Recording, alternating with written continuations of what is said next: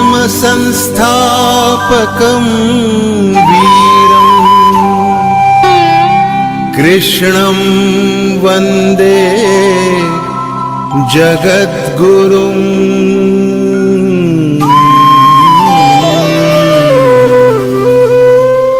ईश्वर भक्ति भाव से बहती संस्कारों की धारा, भारत माँ की सेवा में गीता परिवार हमारा, गीता परिवार हमारा।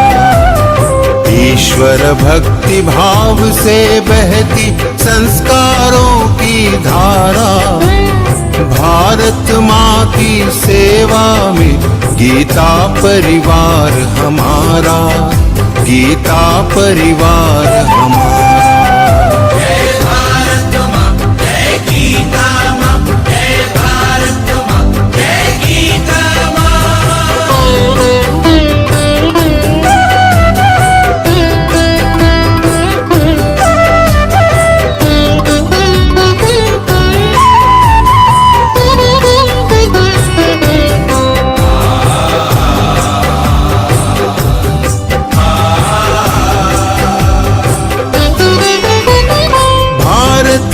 संस्कृति का वैभव जग में सबसे न्यारा, जय भारत माँ जय गीता माँ, जय भारत माँ जय गीता माँ। भारतीय संस्कृति का वैभव जग में सबसे न्यारा, ज्ञान और विज्ञान यहीं से सबने पाया सारा, सबने पाया सारा।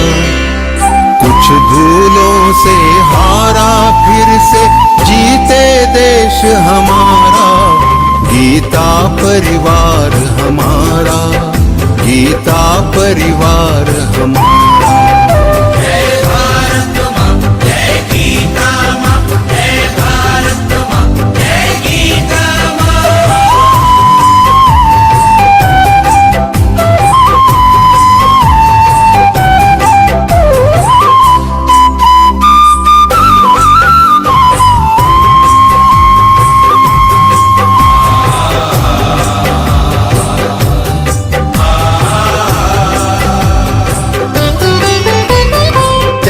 शील सेवा व्रतधारी युवा जगे पुरुषार्थी, जय भारत माँ जय गीता माँ, जय भारत माँ जय गीता माँ। त्यागशील सेवा व्रतधारी युवा जगे पुरुषार्थी, वैज्ञानिकता विनय सभ्यता स्वभाव हो निस्वार्थी, स्वभाव हो निस्वार्थी। देशभक्ति में तेजस्वी हो फिर समाज यह सारा, गीता परिवार हमारा, गीता परिवार हमारा। जय भारत माँ जय गीता माँ, जय भारत माँ जय गीता माँ।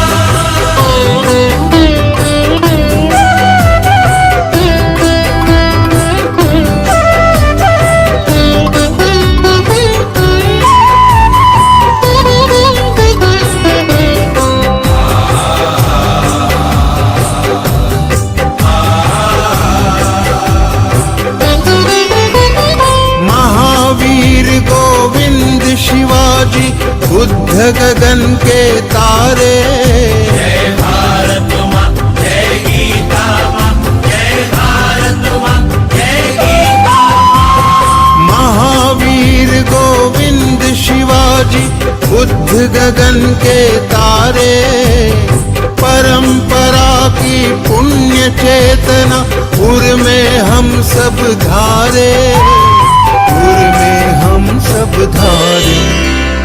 बाल हृदय में उसे जगाकर जगे देश यह सारा, गीता परिवार हमारा, गीता परिवार हमारा। जय भारत माँ जय गीता माँ, जय भारत माँ जय गीता माँ।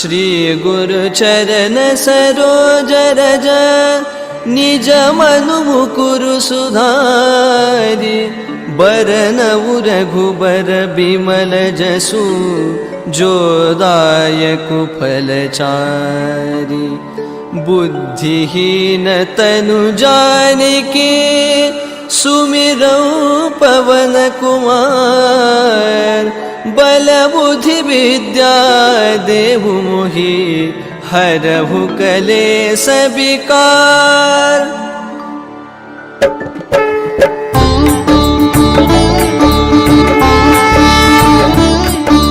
जय हनुमान ज्ञान गुण सागर जय कपीसति लोक उजागर रामदूत अतुलित बल धामा अंजनी पुत्र पवन सुत नामा महावीर विक्रम बजरंगी कुमति निवार सुमति के संगी कंचन बरन बिराज सुबेसा कानन कुंडल कुंचित केसा हाथ वज्र और ध्वजा बिराजे कांधे मूंज जनेऊ साजे शंकर सुवन केसरी नंदन तेज प्रताप महाजगबंदन विद्यावान गुणी अति चातुर राम काज करिबे को आतुर प्रभु चरित्र सुनिबे को रसिया राम लखन सीता मन बसिया सूक्ष्म रूप धरि सियहि दिखावा विकट रूप धरि लंक जरावा भीम रूप धरि असुर सहारे रामचंद्र के काज सवारे लाय सजीवन लखन जियाए श्री रघुवीर हर्षि उर लाए रघुपति कीन्ही बहुत बड़ाई तुम मम प्रिय भरत ही सम भाई सहस्र बदन तुम रोजस गावै अस कहि श्रीपति कंठ लगावै सनकादिक ब्रह्मादि मुनीसा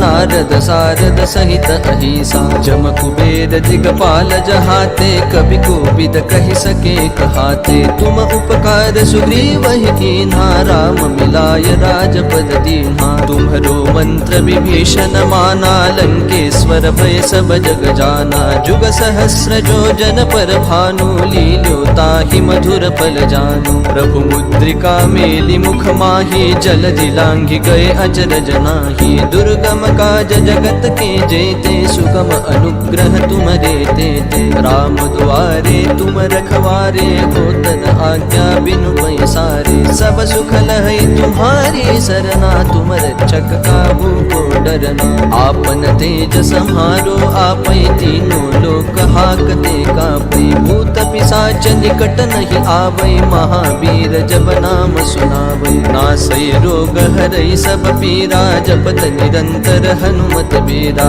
संकट ते हनुमान छुड़ावै मन क्रम बचन ध्यान जो लावै सब पर राम तपस्वी राजा तिनके काज सकल तुम साजा और मनोरथ जो कोई लावै सोई अमित जीवन फल पावै चारों जुग परताप तुम्हारा है प्रसिद्ध जगत उजियारा साधु संत के तुम रखवारे असुर निकंदन राम दुलारे अष्ट सिद्धि नौ निधि के दाता असबर दीन जानकी माता राम रसायन तुम्हारे पासा सदा रहो रघुपति के दासा तुम्हारे भजन राम को पावे जन्म जन्म के दुख बिसरावे अंत काल रघुबर पुर जाई जहाँ जन्म हरि भक्त कहाई और देवता चित्तन धरई हनुमत से सर्व सुख करई संकट कटई मिटई सब पीरा जो सुमिरै हनुमत बलबीरा जय जय जय हनुमान गोसाई कृपा करहु गुरुदेव की नाई जो सत बार पाठ कर कोई छूटहि बंदी महासुख होई जो यह पढ़े हनुमान चालीसा होय सिद्धि साखी गौरी सा तुलसीदास सदा हरि चेरा की जय नाथ हृदय महडेरा पवन तनय संकट हरन मंगल मूर्ति रूप राम लखन सीता सहित हृदय बसहु सुर भूप सियावर रामचंद्र की जय पवन सुत हनुमान की जय।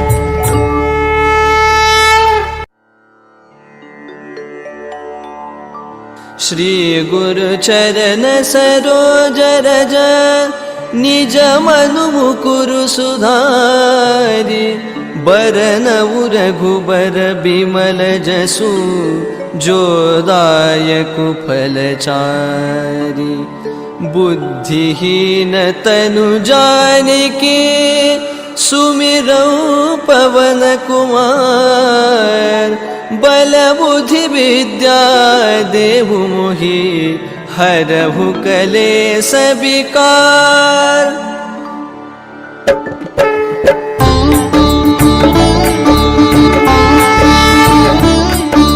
जय हनुमान ज्ञान गुण सागर जय कपीसति लोक उजागर रामदूत अतुलित बल धामा अंजनी पुत्र पवन सुत नामा महावीर विक्रम बजरंगी कुमति निवार सुमति के संगी कंचन बरन बिराज सुबेसा कानन कुंडल कुंचित केसा हाथ वज्र और ध्वजा बिराजय कांधे मूंज जनेऊ साजय शंकर सुवन केसरी नंदन तेज प्रताप महाजगबंदन विद्यावान गुणी अति चातुर राम काज करिबे को आतुर प्रभु चरित्र सुनिबे को रसिया राम लखन सीता मन बसिया सूक्ष्म रूप धरि सियहि दिखावा विकट रूप धरि लंक जरावा भीम रूप धरि असुर सहारे रामचंद्र के काज सवारे लाय सजीवन लखन जियाए श्री रघुबीर हर्षि उर लाए रघुपति कीन्ही बहुत बड़ाई तुम मम प्रिय भरत ही सम भाई सहस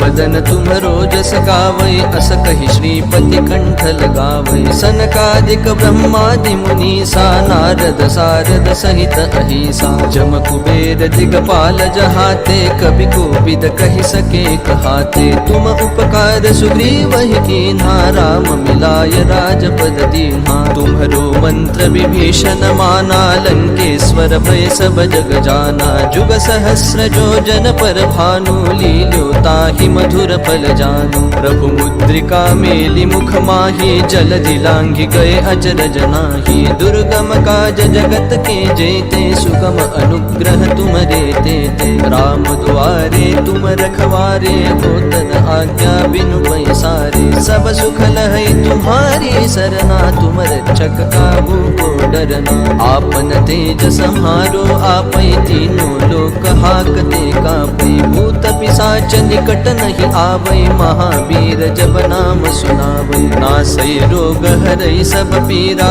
जपत निरंतर हनुमत बीरा संकट ते हनुमान छुड़ावै मन क्रम बचन ध्यान जो लावै सब पर राम तपस्वी राजा तिनके काज सकल तुम साजा और मनोरथ जो कोई लावै सोई अमित जीवन फल पावै चारों जुग परताप तुम्हारा है प्रसिद्ध जगत उजियारा साधु संत के तुम रखवारे असुर निकंदन राम दुलारे अष्ट सिद्धि नौ निधि के दाता असबर दीन जानकी माता राम रसायन तुम्हारे पासा सदा रहो रघुपति के दासा तुम्हारे भजन राम को पावे जन्म जन्म के दुख बिसरावे अंत काल रघुबर पुर जाई जहाँ जन्म हरि भक्त कहाई और देवता चित्तन धरई हनुमत से सर्व सुख करई संकट कटई मिटई सब पीरा जो सुमिरै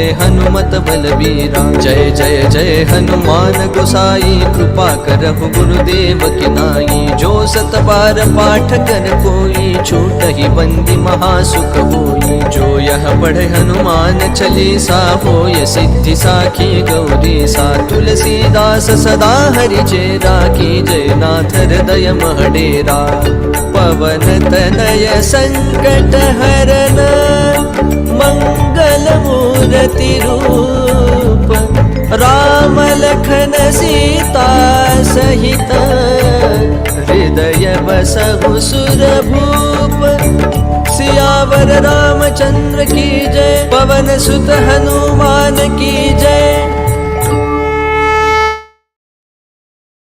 Namaste, Jai Shri Krishna everybody. Shri Krishnam Vande Jagadguru. Om Shri Gurubhyo Namaha. A warm welcome to all the Geeta sadhakas who have joined the Geeta Pariwar for learning Śrīmad-Bhagavadgītā with proper pronunciation and intonation. We are all indeed blessed to be a part of this divine family. So along with the Geeta recitation classes, as you already know, these Geeta Vivechan sessions help us in understanding the meaning of the shlokas so that we can inculcate the values in our life. Gita is indeed our life guide. So today we are having the 5th interpretation session of the 18th Adhyaya of Śrīmad-Bhagavadgītā, Moksha Sannyasa Yoga. As the saying goes, Tena vina trunamapi na chalati. So let us start with the prayer by seeking the blessings of the Almighty. To do the Arambha Prarthana, we have Sakshi Vinay Padmavarji. Sakshi ji is from Pandrapur, Maharashtra. She holds a degree in computer engineering associated with Geeta Pariwar since July 2021. She is already doing seva as a trainer for L1, L2 and L3 levels. And she is also an examiner for Pathak exam as well. I request Sakshi ji to recite the prayer. Over to you, Sakshi ji. Jai Shri Krishna. वसुदेवसुतं देवं कंसचाणूरमर्दनं देवकी परमानन्दं कृष्णं वन्दे जगद्गुरुं श्रीकृष्णं वन्दे जगद्गुरुम् Thank you. Krishna. Thank you so much, Sakshi ji. That was beautiful. Now it's time for Deepa Prajwalan. Let us ward off the tamas in and around us. Tamasoma Jyotirgamaya. To do the lighting the lamp, we have Srimati Meenakshi Gupta ji with us. She is from Indore, Madhya Pradesh, associated with Geeta Pariwar since October 2021. She is offering seva as a trainer for almost 2 years. In her own Geeta sadhana, she has secured a commendable score of 97% in the Geeta Pathik exam. I request Meenakshi ji to do the Deepa Prajwalan. Over to you, Meenakshi ji. निषिद्धैरप्येभिर्लुलितमकरन्दो मधुकरैः करैरिन्दोरन्तश्छुरित इव सम्भिन्नमुकुलः विधत्तां सिद्धिन्नो नयनसुभगामस्य सदसः प्रकीर्णः पुष्पाणां हरिचरणयोरञ्जलिरयम् शरदिन्दुनिभां शुभ्रां शुभ्रवस्त्रैरलङ्कृतां कलहंसकृतावासां वरदां शारदां नुमः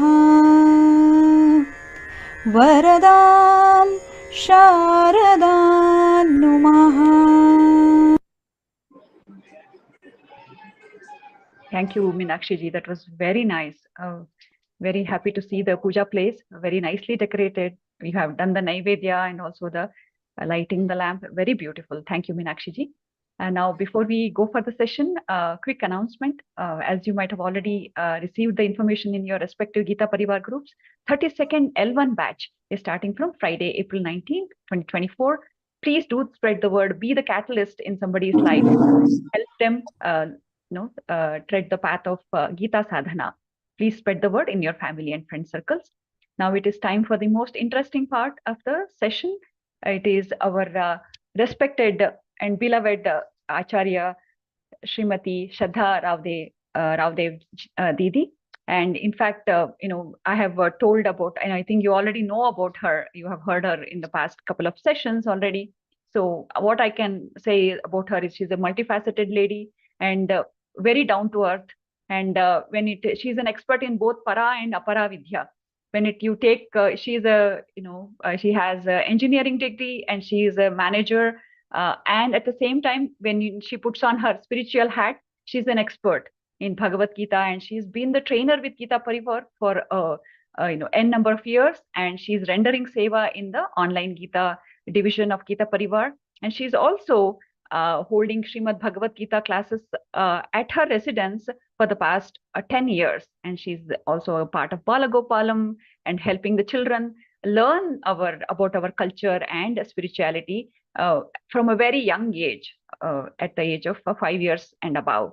Shraddha Didi, I warm welcome to you from all of us, and please take over the session. And yes, thank you, Shraddha Didi. Jai Shri Krishna. Jai Shri Krishna. Dear Didi, it's very nicely as meeting you again, and very nice Prarthana and deep Prajwalan. Let us begin. Today we are a long list of shlokas, very interesting shlokas. So let us begin by remembering Swamiji and Shri Krishna himself and seek their blessings to get ample buddhi to understand these shlokas. Hari Om. Gurur Brahma, Gurur Vishnu, Gurur Devo Maheshwaraha, Guru Sakshat Parabrahma, Tasmai Shri Gurave Namaha. Krishnaya Vasudevaya, Haraye Paramatmane, Pranatah Kleshanashaya, Govindaya Namo Namaha. Om Pathaya Pratibodhitam Bhagavata Narayanena Swayam Vyasena Kratitam Puranamunina Madhye Mahabharatam Advaitam Ratavarshiniam Bhagavatim Ashtadashatyayinim Amba Tvam Anusandadhami Bhagavati Bhavatveshini. Om Shri Gurave Namaha, Om Shri Krishnaya Namaha. We all are in the 18th chapter. And the name of this chapter, as we all know, is the Moksha Sannyasa Yoga. So from the name itself, we know where this chapter intends to take us, where it is intending to drive us, in which direction is this chapter trying to drive us. It is driving us to what? It is driving us to moksha, that is the ultimate liberation. It is a chapter which is going to take us to ultimate liberation, a complete, a final unison with the Parampita Paramatma, the God who is our creator, our home, basically, from where we are arriving, from where, that is where we have to ultimately reach. And that, so this chapter is intended to drive us to that. And so far what we have seen a very intense analysis of karma, of our actions. Now a person might wonder, we are trying to seek moksha, we are trying to seek ultimate liberation in this chapter. And what Shri Krishna has done till now, we have completed up to 40 shlokas, and what we have learned is an intense analysis of our karma, karta, what are the things that are responsible for any action to happen, what are the different parameters that ensures that ensures all these good actions are happening. We also saw that a detailed analysis of not only the physical aspect but the subtle aspects for a successful karma has been explained by Shri Krishna. So a natural question should come, what is it that when we are talking about moksha, how has been our knowledge so far? It has told us that to attain moksha, we expect that people will do tapasya, like a Rishi Muni, they'll do tapasya, attain some siddhis, go through lots of spiritual scriptures. All this is very, very important. But when Shri Krishna is explaining karma in so much depth in this chapter, we have to understand one very important message that Shri Krishna is trying to tell us. And that message is that the moksha, the ultimate liberation, can also be attained by the means of your own actions. अपना कर्म ही मोक्ष, अपना कर्म ही भगवान का पूजन होना चाहिए. This is a quote by Swamiji, that your own actions are like a worship of the God himself. So when this is the essence, this is the spirit that Shri Krishna is trying to imbibe in us. This is the lesson that Shri Krishna is trying to give us, which will take us on the path of liberation. So here he's enlightening us with a different kind of spirit, a different kind of perspective towards liberation. And after seeing in great depth about karma, karta, three types of karma, three types of karta, three types of sukha, after seeing all these things, buddhi, uh, these essential things, buddhi, dhriti, which are very essential for any action, after seeing all these in detail, Sri Krishna has now taking us towards a more larger role. So far we had seen that everything is at an individual level. My own karma, my own actions, my own buddhi, my own dhriti. So for a particular action at an individual level, we have seen all these things. Now what Sri Krishna is telling, see, there are different things. Vyashti means at an individual level. Then samashti, where it is at when many people come together. How should the karma be? How should the actions be? So for man is a social animal. We have learned this from our childhood, isn't it? We are all going to be living together. In that, when all these people come together as a cluster, the society is also divided on the basis of the different action that are dedicated for every sect. It is explained by Shri Krishna. And all this division also, Shri Krishna is telling very beautifully here that all this division is also based on what? Swabhava Prabhavair Gudaihi. The last shloka that we saw last time. Brahmana Kshatriya Visham Shudrana Cha Parantapa Karmani Pravibhaktani Swabhava Prabhavair Gudaihi. We had seen that everything is based on three gunas. Before this, Shri Krishna has told that everything is based on the three gunas.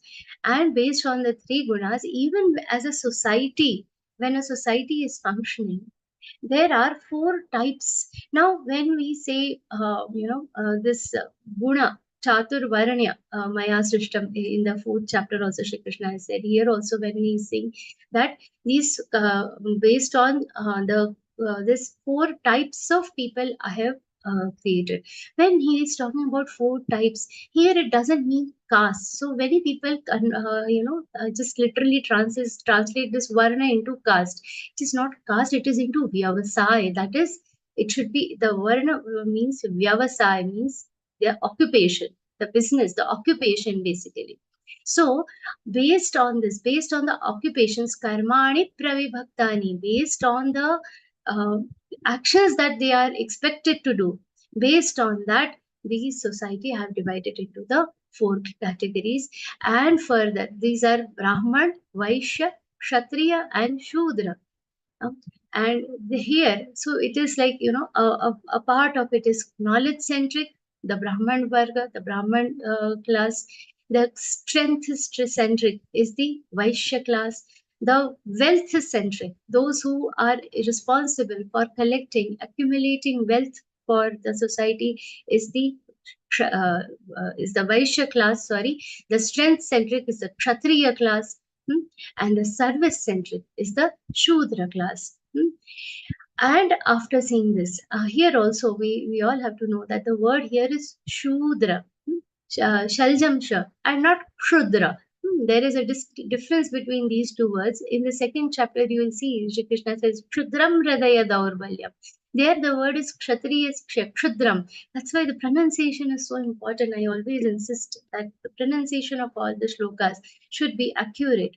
That Shudra means it is not of a high order, but here the word is Shudra and not Shudra. So there has to be, and that because of misunderstanding of this word, many people understand this Shudra as Shudra, and then they start believing that it is a lower caste. It is not like that.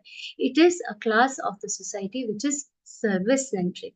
And then after explaining that I have created this class for the society, so far I have told you actions as an individual level. Now let us see the actions, the duties at the level of the society, and based on that, the society has been divided into major four categories.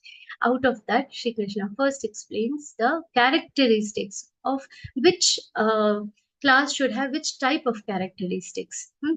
So Shri Krishna explains from the 42nd shloka. We'll start the session today. Shamodamasta Pashaucham Krantirarjavamhevacha Jnanam vijnanamastikyam Brahma karma svabhavajam. Brahma karma. Brahma karma is the characteristics of who? The Brahmins, the ones who are expected to do the Brahma karma. The Brahmin's role in the society, as I said, is just more knowledge centric. He is expected to be, he will always be drowned in the activities of seeking knowledge, always seeking knowledge. Jnanam vijnana astikyam. Jnana vijnana astikyam. Jnanam vijnana. Jnana is knowledge and vijnana is realization. See, this also we should know what is the difference between here. He has used two different words. One is having a knowledge. We all have knowledge of Bhagavad Gita. Vijnana means what? Having an experience, having realized that knowledge is Vijnana. Why is Vijnana considered more? We all say, people say Vijnana, if it is supported by science, if it is supported by Vijnana, then it is more believable. Why? Because it is something that is realized, that is already experienced by us, hence proved. It is proved. So just having a knowledge of something and having realized a particular principle, that distinction is the distinction between jnana and vijnana. And astikyam, what is astikyam? The belief in God, the belief in the Parampita Paramatma. So how is his knowledge? He has a complete knowledge of God, and he has also realized the God. He has also understood the actions. He has also understood the importance of God in this, in the existence of this universe. And how should his nature be? Shamodamastapashaucham Shantirajavamevacha. Shamaha, the capacity of freeing your mind from all distractions. So for us now, we are in the we are in the season of Navratri. Many people do fasting, but if some delicious food comes, somewhere the temptation comes, Shama, if some delicious food comes in front of you, what will be the thing? It will be distracting. Let me try. Oh, ice cream. In the summer season, this Navratri has come, but it is so hot. I also feel like eating some ice cream and all these things. There are these temptations. I'm just giving it for an example. Not that everybody has it, but the Brahmins, one of the important characteristic is Shama, that is the capacity of freeing the mind from all distractions. And why do we need a free mind? To be able to concentrate it on where it is required. It is also a season of exams. Now, the IPL is also going on, the IPL matches. Now, if a student is trying to study, but his mind is constantly distracted by the cricket match that is going around on the TV, will he be able to focus? Will he be able to study? No. Similarly, for a Brahmin, if his mind is constantly distracted by the things around him, by the different temptations around him, will he be able to focus on acquiring this knowledge? Will he be able to focus on realizing the spirit of God? No. So that is why he should be having this very first important characteristics, that is Shamaha.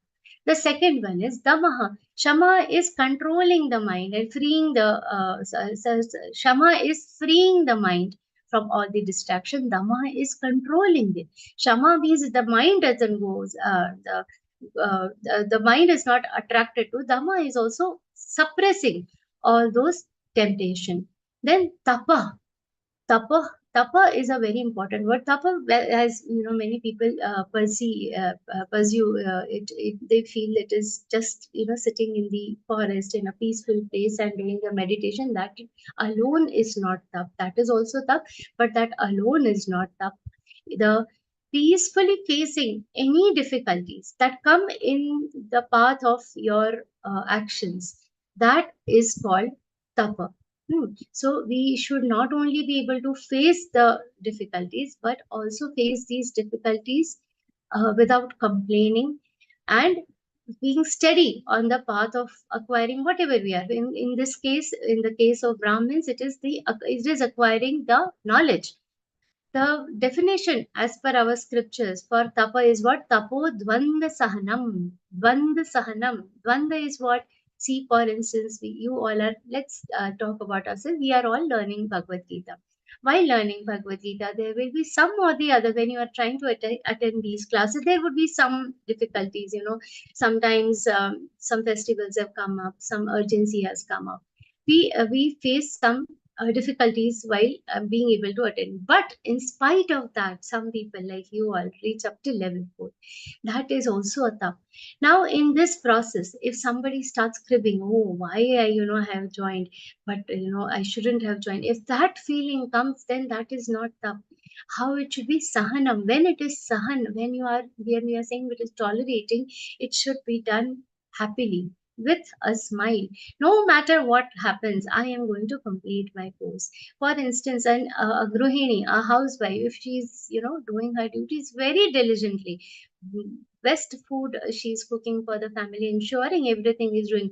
But in all this, whatever sukha dukkha is happening, whatever, sometimes people will complain about the food, sometimes they will make excessive demands, and all this, if there are any complaints that she gets happens, then that is not sahana.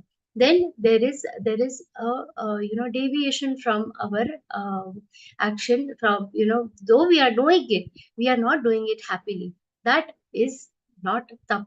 Tap is when you do something, but and taking care of all the obstacles and doing it very happily. That is tapo dvanda sahanam.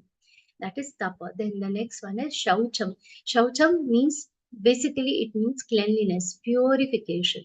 Now literally it indicates the physical purity, the physical cleanliness, but it also means internal cleanliness. Not only that our external body should be pure, it should be clean, our internal self should also be very pure, very pious.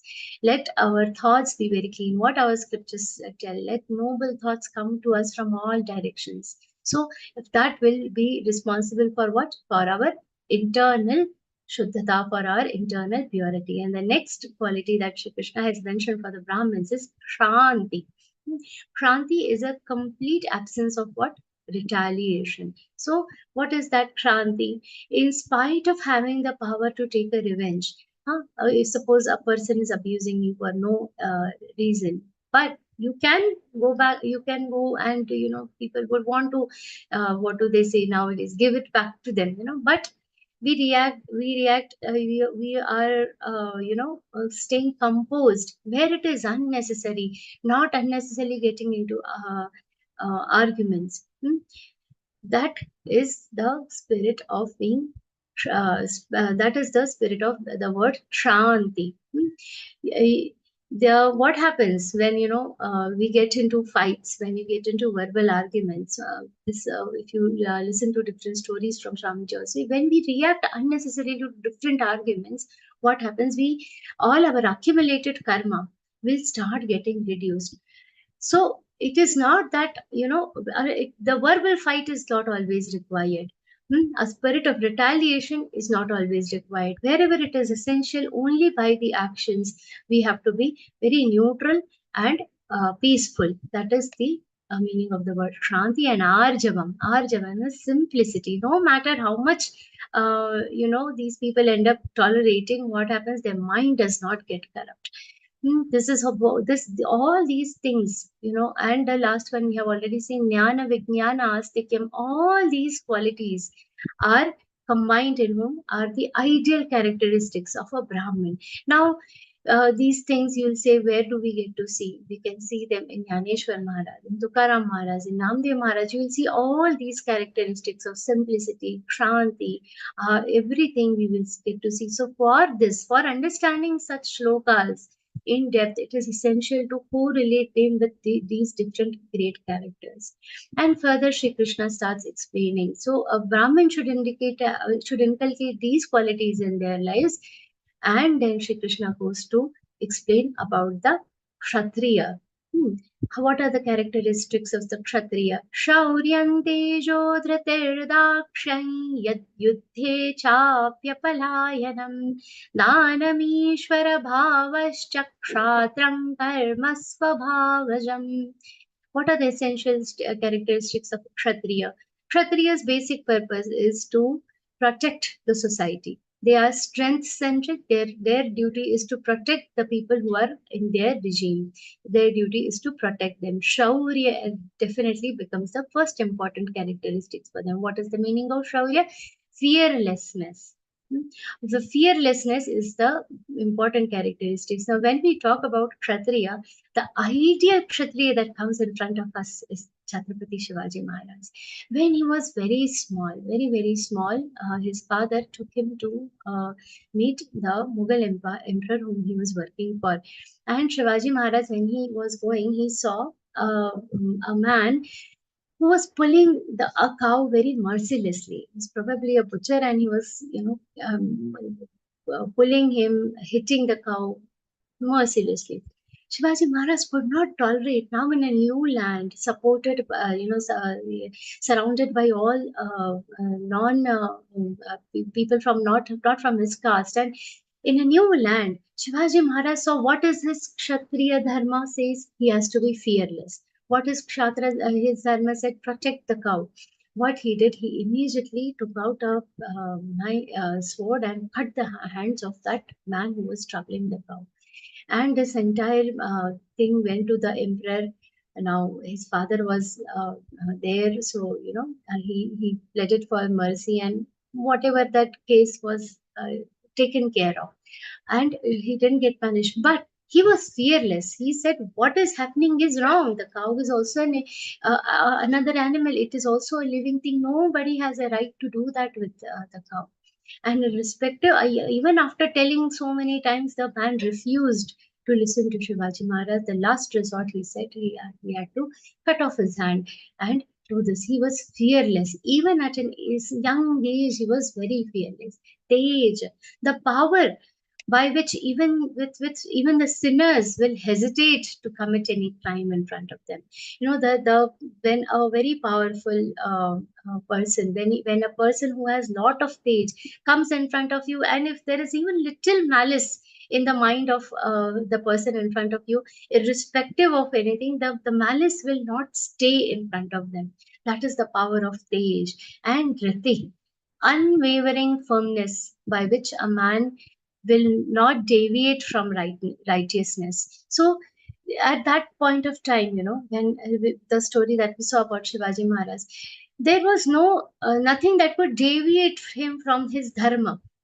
That dhriti is very important, that unwavering firmness, that this is my dharma and I will follow it.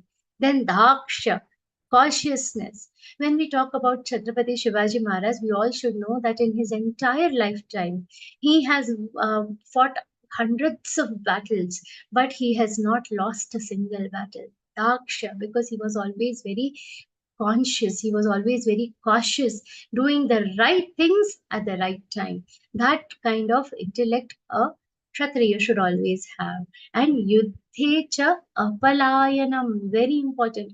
Our soldiers on the borders, if they see a mighty army and they run away, would we all like it? No, that their Kshatriya Dharma is what, in any case, what we should do, we have to face the army. They cannot, whether you win the war or you lose the war, but we have to go ahead and have the battle. Even in the first chapter of this, in the second chapter, Hato va prapsyasi swargan jitva va bhokshase mahim tasmaduttishta kaunteya yuddhaya krita nischayah. 11th chapter.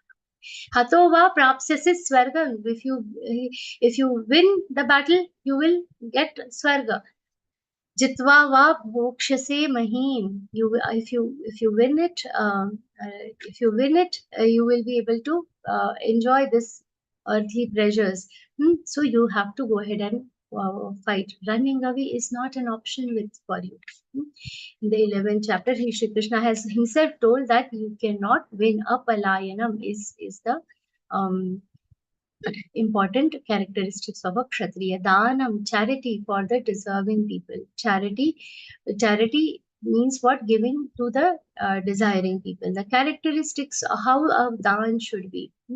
The dan should be the characteristics of dan. Very elaborately it has been explained in the 17th chapter. How should be the ideal charity? Datavyamiti yad danan Datavyamiti yattanandiyate nupakarini. It should not be with a feeling that I am doing some great, upkar. I'm doing a favor on anybody.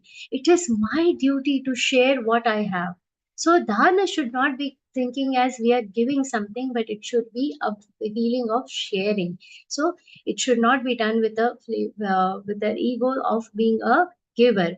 Deshe khale cha patre cha, very important. Somebody is already very sound, has lot of money. Now, if I go and donate some money to say some great politician who's for some political, but that is not done, and that is not charity because they already have lot of money. So deshe kale cha patre cha. These three things are important. The desha, that is the place, the time, and whether the person actually deserves it. Tat danam svatvikam smritam. So this is the ideal type of charity that a person should do. Dana is an important characteristic of whom? The Kshatriya. Ishvara bhavascha. What is the meaning of Ishvara bhava?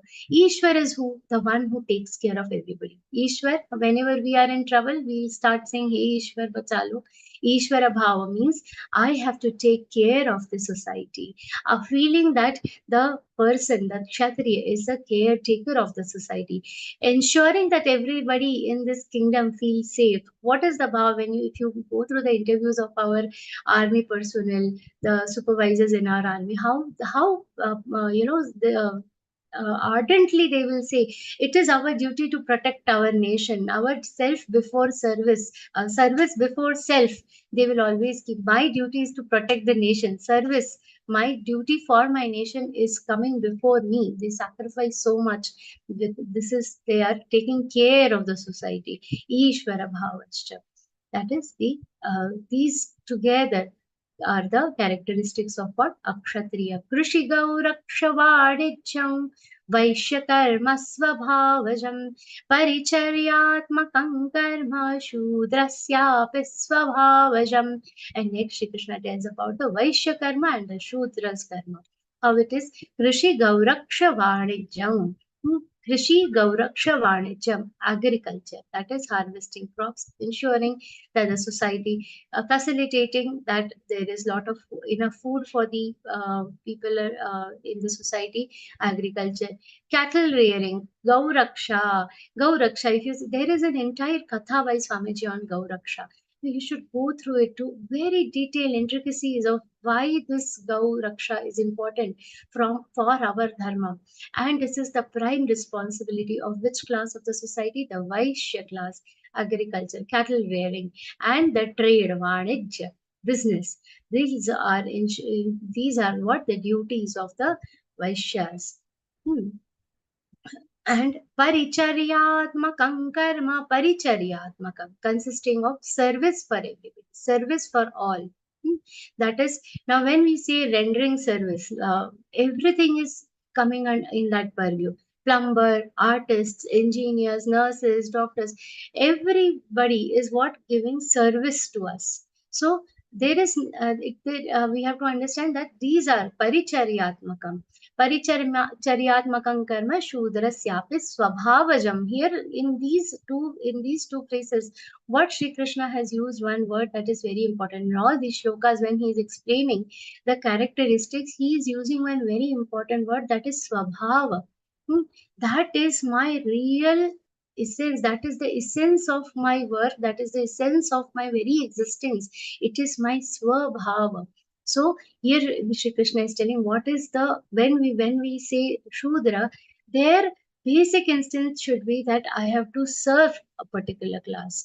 I have to serve. A plumber will be, it is my duty that to ensure that the entire society's water services are fine. The artists have their own services. The engineers have their own set of services. We have to understand in all these four classes, there is no greatness that is associated with any particular class. And if you look at all the different things, now that we have seen the different classes, we have to understand the Shudra class is the very foundation of the society. If there are no Brahmins in the society, we will not be able to go towards Satvikta. If there are no Kshatriya, we will always be invaded, we will be in trouble, but the life will still exist. If the Vaishya are not there, we will all end up in poverty. But if the Shudras are not there, the very existence of the society comes in a problem. The very existence of the society. So today, now we are giving Vivechan, we are talking about Śrīmad-Bhagavadgītā. But if the electrician goes, the first thing, if the electricity goes, the electrician is required first. We have to ensure that our basic services are very much there. So we have to understand that the Shudra class is the very foundation of the society. And understanding this entire system is very important. After understanding this, we have to rectify our perception towards this particular frame of the society. Now, many people say you have, distinguished as a caste system, and there are a lot of perceptions about these. We, as seekers of Bhagavad Gita, should understand what Sri Krishna has told us about all the four varnas. And after understanding that, we should also understand that one very important thing. There is something that is made with a future. This is a system that has been developed, and it has been responsible for keeping our society stable for many, many centuries, many, many yugas. Now, we also see the medical, just for an understanding of the modern perspective about this entire system. Many people blame it. These thoughts against this entire system have been embedded in our society by the people who have come to rule this nation earlier. Now, but we have to also understand. See, if you go to if a person is sick and you go to some corporate hospitals, there are two perceptions about it. Some people will say, oh, they will unnecessarily admit you and they will loot your money, all that thing. We learn the doctors. There are so many things that is heard about the doctors. They will, there are all types of doctors. Some who misuse their knowledge for wrong things. There are some who are real gods for their patients. So there is always a different aspect to it. Similarly, so if you're going to some corporate hospital, a set of people will tell you, no, don't go there. But if there is an emergency, where do I go? I want all types of doctor together, and for some person who is in an emergency, it turns out to be a boon. Similarly, the system itself is not flawed, but due to some perception, some flaws are introduced in a system. That does not mean that the entire medical facility, just because some doctors are going wrong, because some teachers are going wrong, do we say that entire education is wrong, the entire medical services are wrong? No. Because a particular thing, a small part of it has gone wrong, it should not indicate that the entire system itself is incorrect. Similarly, for our classes that are made in our society, we should have the same perspective. We should understand the foundation is very robust, and we have to ensure that with the correct perception, we all pursue what? Our own dharma. And that is what Sri Krishna explains in the next shloka. Our own dharma, the importance of what? Our own dharma. Sve sve karmanya bhiratas samsiddhil labhate naraha swakarma niratas siddhi yatha vendati tachrunu. Now what Shri Krishna says, yatha vendati tachrunu. I am going to tachrunu. Listen to me, what I am telling you. Sve sve karmanya bhiratas. See, one's own action, before starting this, starting with the shlokas, I told one thing, that our own action could be the worship of God. That essence is being put from this shloka. Many shlokas are very important in Bhagavad Gita. All shlokas are very beautiful. They are mantramay. But there are some shlokas which should be embedded in your mind very firmly. And this is one of those shlokas. Sve sve karmanya bhiratas samsiddhil labhate naraha. In the first line itself, Shri Krishna is telling a very, very important principle to us. And what is that principle? It is a principle of which takes us in the direction of liberation, that our own actions could be a worship for God. Our own action can be a form of worship with a correct mindset. With a correct mindset, if we engage in the actions in the correct form, then the action itself can become a form of worship. So for that, what we have to ask ourselves, are you doing the assigned job well? Sve sve karmanya abhiratah. The word here Shri Krishna has used is sve sve karmani abhiratah. In your duties are you abhiratah. We all have heard this word karya rat. What is the meaning of this word rata? Means in that direction, working in that direction. Karya rat is working in that direction. Karmani abhiratah. He is not only saying rata, he is saying abhiratah, means completely devoted and working in that particular direction. Karmani abhiratha, completely devoted and working in this direction, that is abhiratha. So doing our work is one thing, but being immersed in the work, completely immersed in the work. We have seen how our scientists were during the COVID time, how our scientists have worked for getting the vaccines. Dedicatedly for hours and hours together. When Chandrayaan was launched and there were interviews by some scientists, they have not gone home for so many days together. They were completely immersed in their work. That is being abhirata. Sve sve karmani abhirata. We should be completely dedicated in our work. When the work is done in that spirit, what happens? The biggest accomplishment of the human life, the sound siddhi, that you will achieve. You will achieve what? Sound siddhi. So whatever we like. Now here one more thing I want to say. Now the society, we are not following these classes of being Brahmana, Kshatriya and all these. We don't know which class. Here we don't know what is being assigned to us by God. But now in context of this shloka, whatever we have chosen.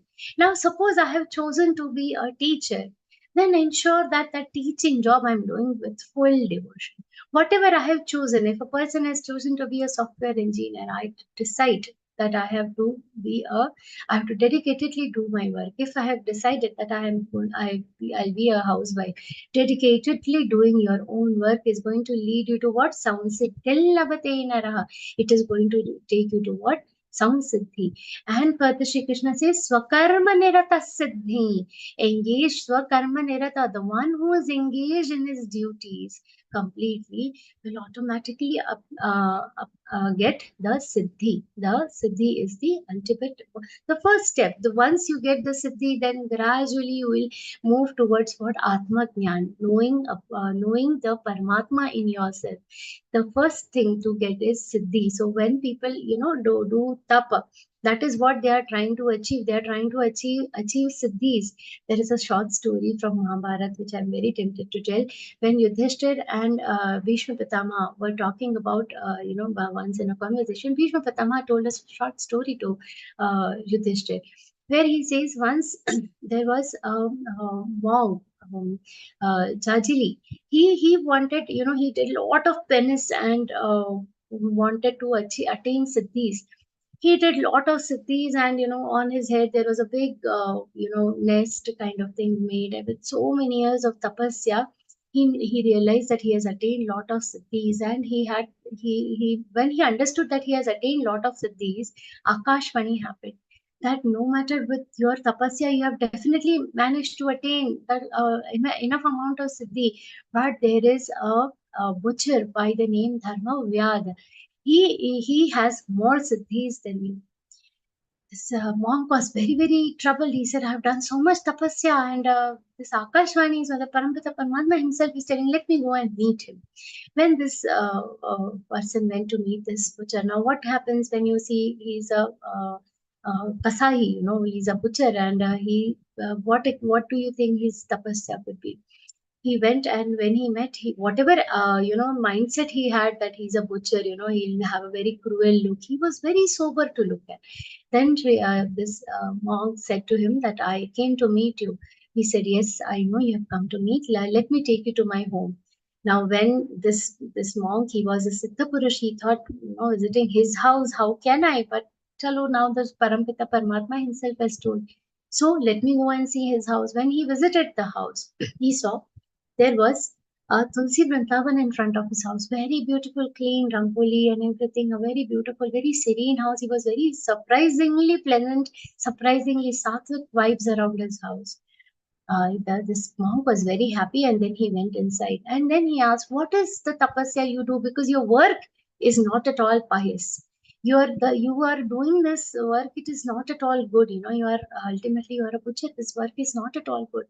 He says, whatever work I'm doing, irrespective of what work I do it because the society needs it. If I have never eaten any meat, I have never touched meat. I have always, and my only tapasya that I do, my only puja, my only worship is that I take care of my parents. I worship my parents. And then he introduced this monk to his parents. Both the parents are very old. He said, my only job is before going to the shop, I worship them. After coming, I worship them. But Jajili, where did you go wrong? Because the monk was, he had a question in his mind that how come you have so many siddhis? This Dharma Vyada, he told him that you have left your parents. You had a desire to get the siddhis and do tapasya. Your parents were crying. Your parents cried their heart out that, we need you. Don't go to do the tapasya, but you were very, very tempted to pursue, and get all these siddhis. You left them crying, and by crying now they have become blind. Your blind parents are still waiting for you, Jajili, and I have just done my job of taking care of my parents, serving my parents, because this was my duty. I did my job, earned for my parents, took care of them. And this is my story. You also go and just see your parents. When Chachili went back to his parents, he saw his parents had really become blind, and then he realized Swakarma, what is the duty, is to take care of the parents and take care of the livelihood. But deviating from our own karma, that is not going to attain any siddhi. So whatever we want can be achieved by doing our own actions. This is the good news for all of us, whatever profession we are in. Many people say, Didi, while doing, household work, how can with doing all your duties also we can attain God? That is the good news for all of us in these shlokas. Further, Shri Krishna tells a very beautiful principle about the Siddhi further. Yatah pravrittir bhutanai yena sarvamedam tatam swakarmana tamabhyarcha siddhim vendati manavaha. Now, this story that I told you before this, after telling this story, Pitama Bhishma told Yudhishthira that this is the importance of following your own dharma. Yudhishthira, always stick to your own dharma. When you stick to your own dharma, you will get the siddhis that you require. And after this, after having understood the importance of Swadharma, Shri Krishna tells, Yata pravrittir bhutanai yena sarvamedam. This one sentence, this two charan together, is a complete comprehensive definition of God Himself, of Parampita Paramatma. What is this definition? Yata pravrittir bhutanai. The one place, the one thing from what all the creatures are originating, or the entire prakriti around us, everything is evolving from whom? From the Parampita Paramatma. Yena sarvam idam tatam. And sarvam idam tatam, everywhere this tattva from which everything is originating, and this tattva is present in all the things that have been originating from this tattva, that is Parampita Paramatma. Everything originates from the Paramatma, and Paramatma is present in everything around us. That is a complete definition. This sentence in itself is a complete definition of God. So Shri Krishna here is telling that God is the one who has made the universe, and it is also taking care of the entire universe. It is also making it work. So this is, and how do you worship this God? This God, in the first line, he has given the definition, and this God is taking care of the entire universe. He is present everywhere. How do you worship this God? Swakarmana tamabhyarcha. Swakarmana. Here the word is abhyarcha, means worshipping. How do you worship it? Swakarmana. With your own actions, you can worship whom? The Tattva who has created this universe and who is also present everywhere in this universe. Such a beautiful thing. Siddhim vindati manavaha. And by doing this kind of worship, what will a person, a human being attain? siddhim vindati manava. They will attain that perfect sthiti, perfect siddhi. They will attain that perfection. Now, swakarmana tamabhyarcha, worship him with all your deeds. So, Jnaneshwar Mauli says a very beautiful, metaphor he has used here. Assume that your karma, all the actions that you are doing are like flowers, and how you give beautiful flowers we'll offer during puja. Like that, delicately, we offer all the karma to the Parampita Paramatma. When we are worshipping, if you have a plate of flowers in front of you, unconsciously, what you will do? The best flower. What is the best flower in this plate? Automatically, your hand is going to pick up that and give it to the God, isn't it? Thoda bhi, if a flower is little dried from one corner, our hand will unconsciously only not pick up that flower. We will pick up the most beautiful available flower while doing the worship. Similarly, when we are saying Swakarmana Tamabhyarcha, when we are worshipping God with our actions, what kind of actions should be done? Most beautiful actions. The actions done with most beautiful post devotion. So all our actions should be done with full devotion. Ensure that all your actions are done properly in the best possible way, and offer them to the God. Now, while we are doing all our actions, and now I understand that this is my duty. It is very natural that in all the duties that we follow, we see that, I am a teacher, I have to work for so long. I am a software engineer, I have no time schedule, sometimes 9 hours, sometimes 12 hours. I am a doctor, and when I had graduated. Some of my friends, they became doctor, set became engineers, some became managers, some became CAs. And during the union, when we were meeting, obviously everybody was talking about how your job is so much better and how my job has so many flaws. This is a natural conversation that comes up. So it is very, very common for a person to see flaws in our own job. However, in spite of all these flaws, what is the best thing for us? Shri Krishna tells in the next shloka, Shreyan swadharmo vigunah paradharmat svanushthitat स्वभावनियतं कर्म कुर्वन्नाप्नोति किल्बिषम्. So no matter how many times we feel that there is a flaw in our job, Shreyan Swadharmaha Viguna, even though Viguna api Swadharmaha Shreyan, no matter how many demerits we see in our own job, what is the best for us? It is the Swadharma. Now, there's a small example. Suppose there is a aquarium in my house. Now, in an aquarium, the fish is nicely flourishing, and I want that thing to upgrade. Let's upgrade our aquarium. So now aquarium is full of water. What is more precious than water? What is more costly than water? Milk is more costlier than water. Should I fill my aquarium with the milk? Will the fish be able to survive? No.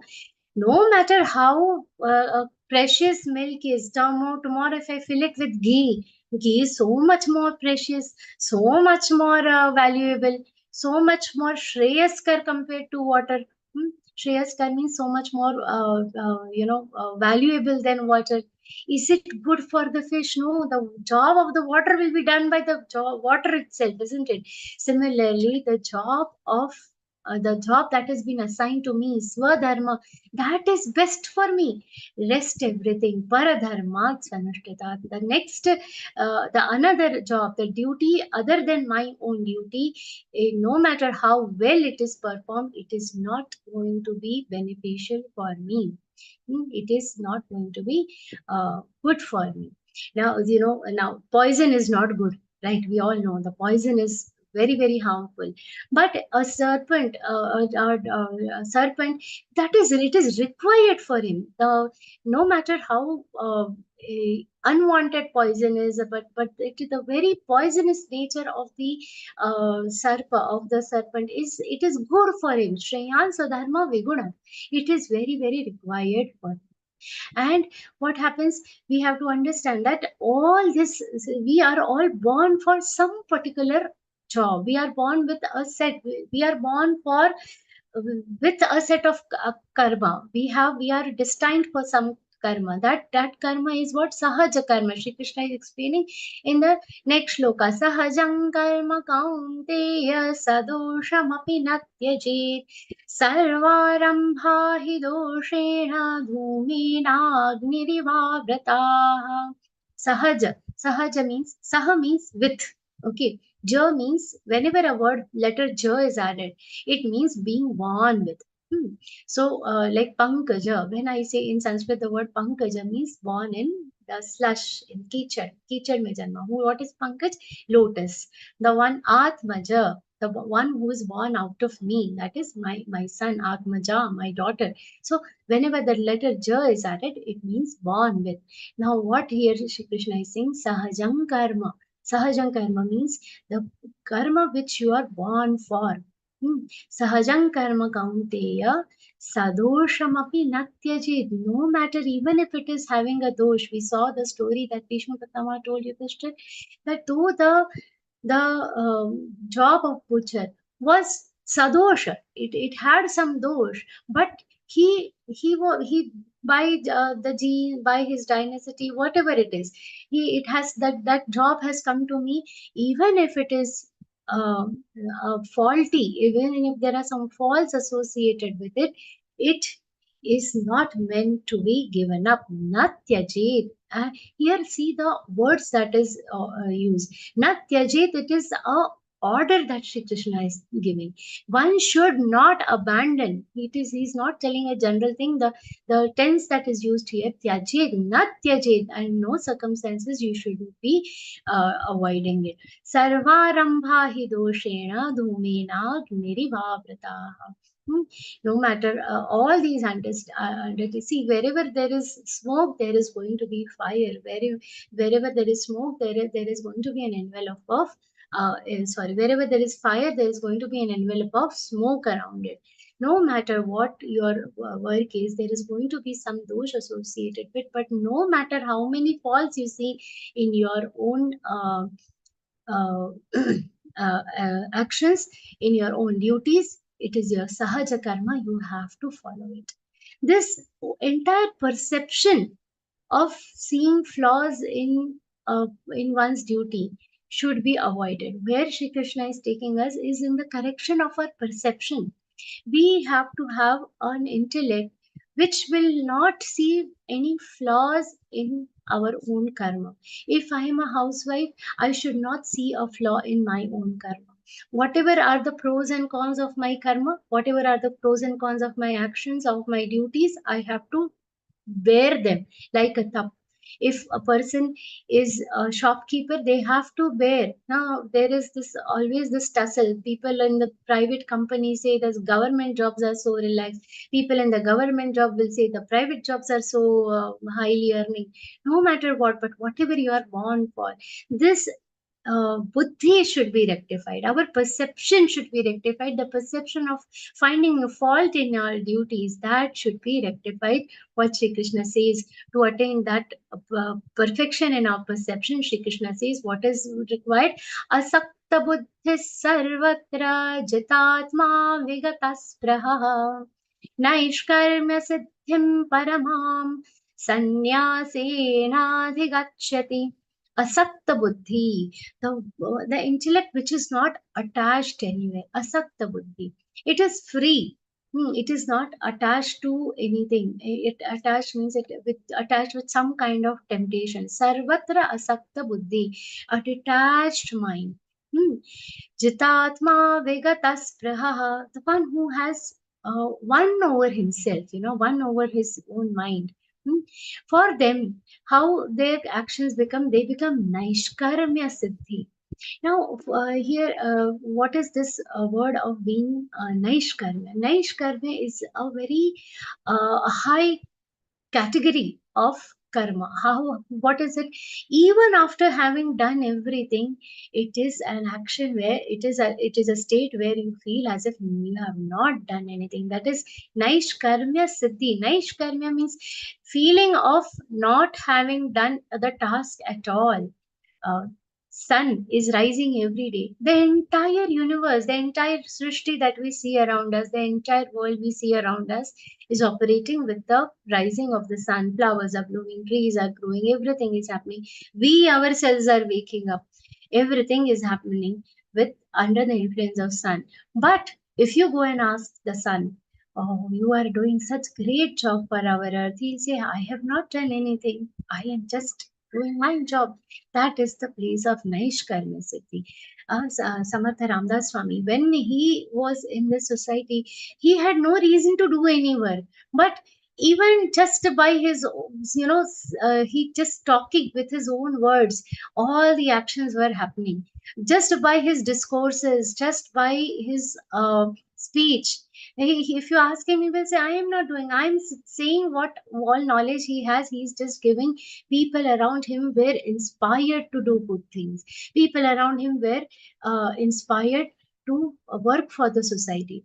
That is the Naish Karma Siddhi. So when human being understands that he does an action with what asakta buddhi, that I have to reap something out of it, I will do to earn money for my fame, I will learn certain things so that people start respecting me, or when we do something to show off, when there is a greed for something, then that action will always be of a little lower quality.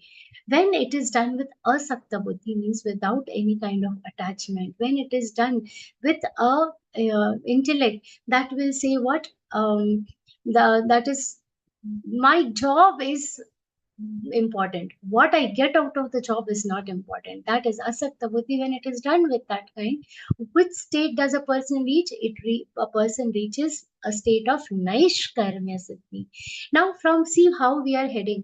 Initially, Shri Krishna says, by doing Swakarma, you reach Siddhi. And when the work is done with the same devotion, when the work Swakarma is done, you can attain Siddhi. And when you add the asakta buddhi to it, when you become free from all the attachment, you take a step towards Naishkarma Siddhi. And when this Naishkarma Siddhi is obtained, what is going to be obtained? That Shri Krishna explains in the next shloka. Siddhim prapto yatha brahma tathapnoti nibodhame. Sorry. सिद्धिं प्राप्तो यथा ब्रह्म तथाप्नोति निबोध मे समासेनैव कौन्तेय निष्ठा ज्ञास्यस्य या परा. What Shri Krishna is going to tell us further. Siddhim prapto yatha brahma tathapnoti nibodh me.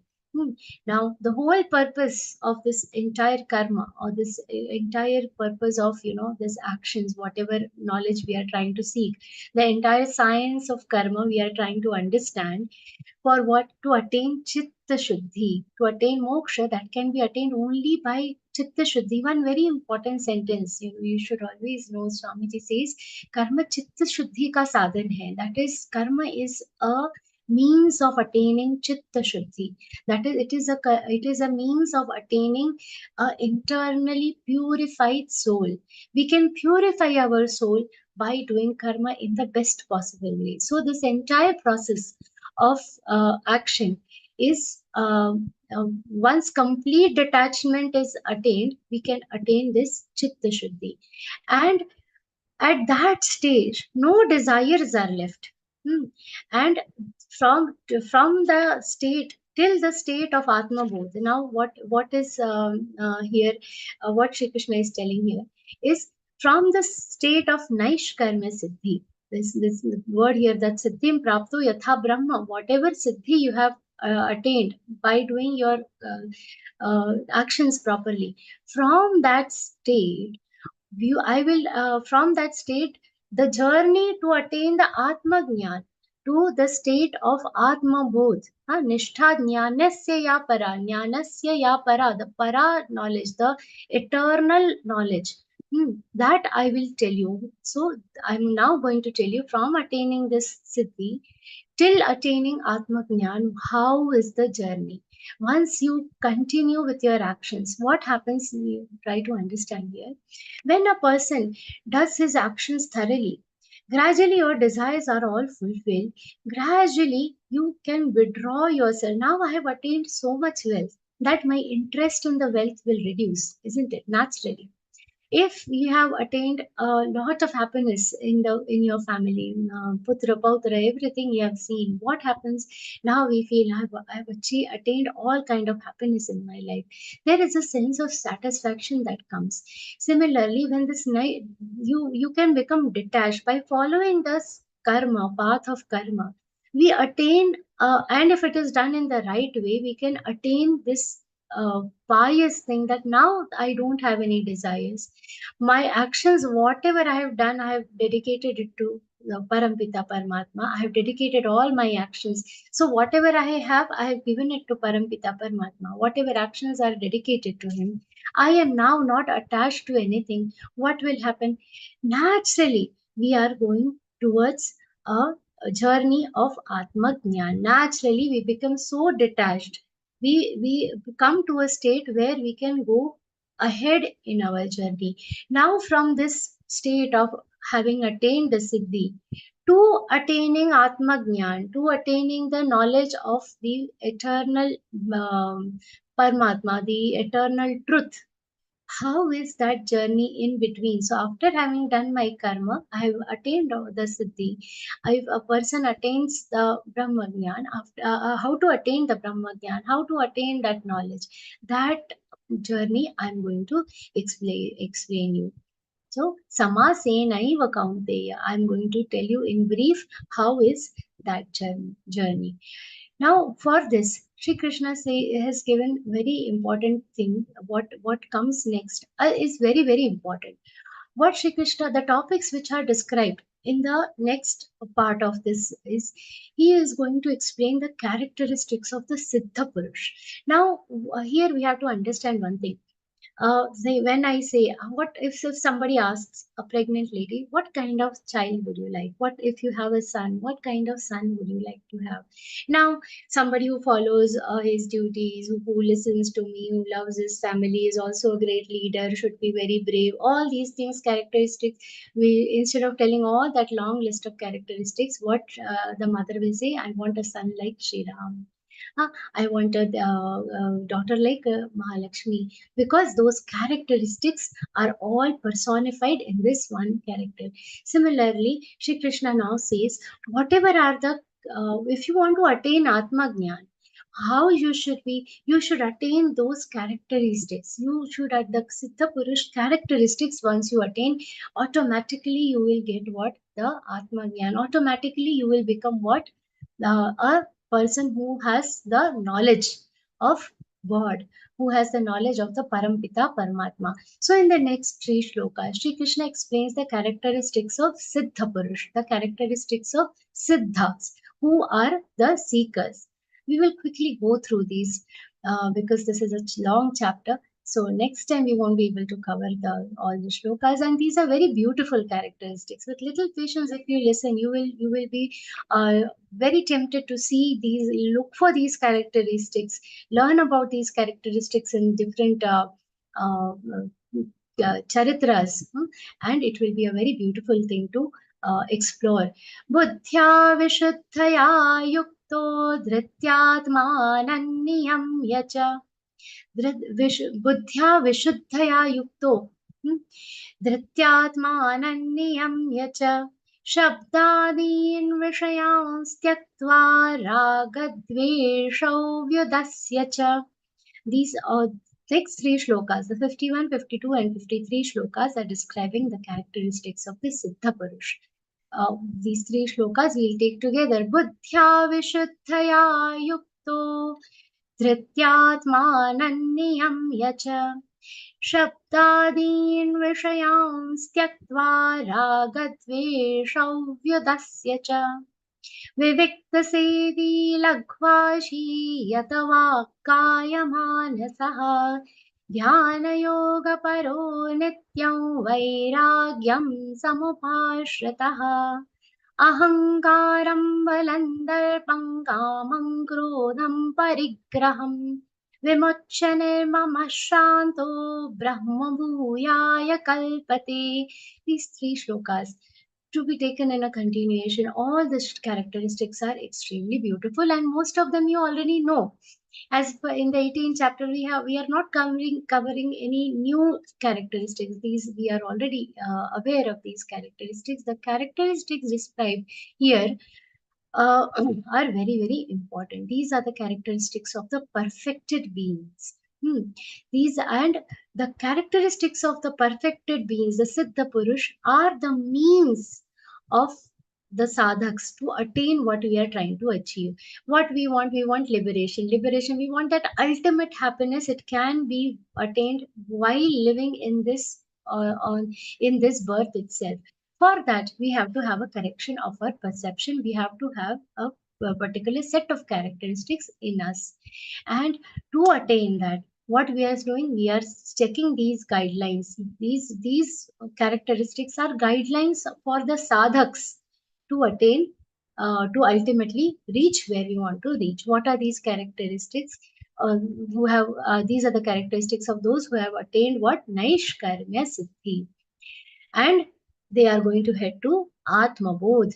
The first very important thing, Buddhya Vishuddhaya Yukto, his Buddhya Vishuddhaya, Vishuddha Buddhi, his intellect is very pure. It is free of any kind of malice and any kind of selfishness.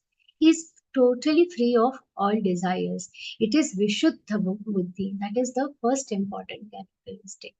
And dhrityatmananniyamya cha, is full of dhriti. Once I am determined, Sri Shivaji Maharaj was determined that we have to attain Swarajya. No matter what, my nation should be free, Swarajya. And he worked dedicatedly towards it. He didn't bow down to the obstacles that came in between. Dhrityatmanan niyamya cha. With even in the presence of his father was serving in the Mughal Empire. He could have got that, he could, we'll give you a lot of money, you also serve us.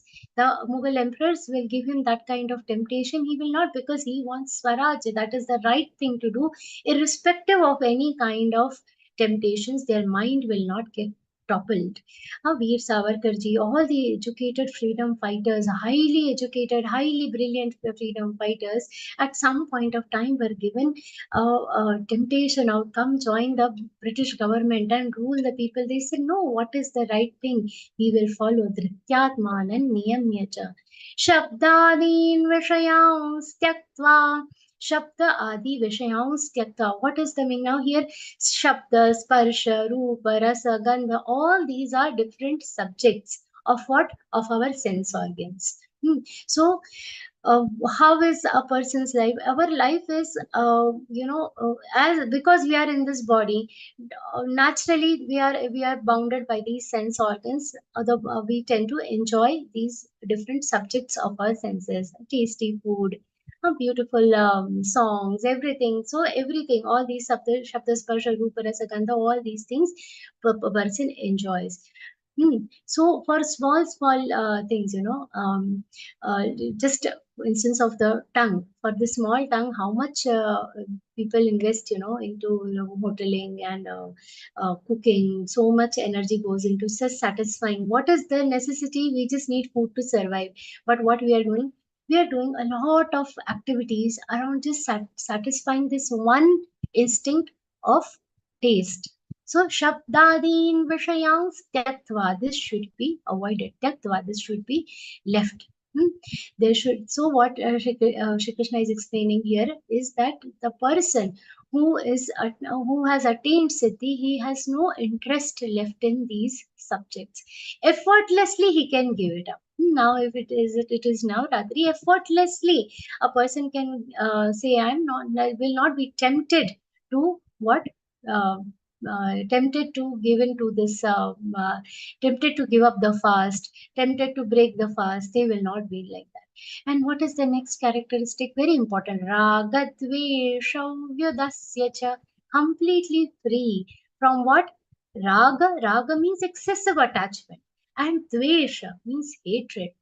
Now, no matter how close a person is to us, we generate this, so a very, very, very close person, say our own children, we'll be so excessively attached to them. Judge, he will do his job very impartially, but if his son comes in front of him, if the case is against his son, he will be tempted to do what?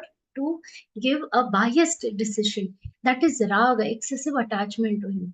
Raga, dvesha, hatred. Now, hatred, sometimes you don't have a very serious hatred towards it, but somebody is progressing in their life. There is that, what do you say, a spirit of competition which will make you jealous about the progress. So that feeling is the dvesha, hatred or jealousy. These kind of feelings are not present in a Siddha Purush, completely free from this attachment, anger, hatred. Raga dvesho vedasya cha vivikta sevi. Now, the literally this means living in pious places, places of solitude. Even in solitude, even when they are alone, they will be happy. And Swamiji says a very beautiful thing. Ekant sabse bada tirth hai. Means being able to stay alone is a bliss. It in itself is like a tirtha kshetra, like a pilgrimage. It is. So why? Because when you are alone, what is the purpose of going visiting pilgrimage?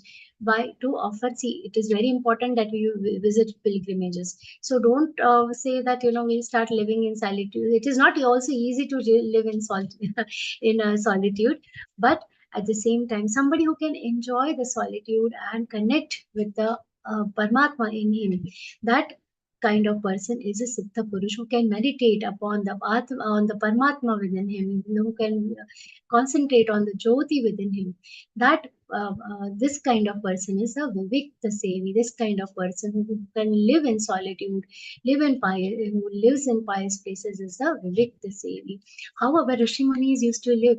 I had an opportunity to visit a place where Vasishta Muni has done his mm, Venice. It is so beautiful. That place, serene and so difficult to reach there in those days without any vehicles and all. Our Rishimunis have done Venice at such tough places.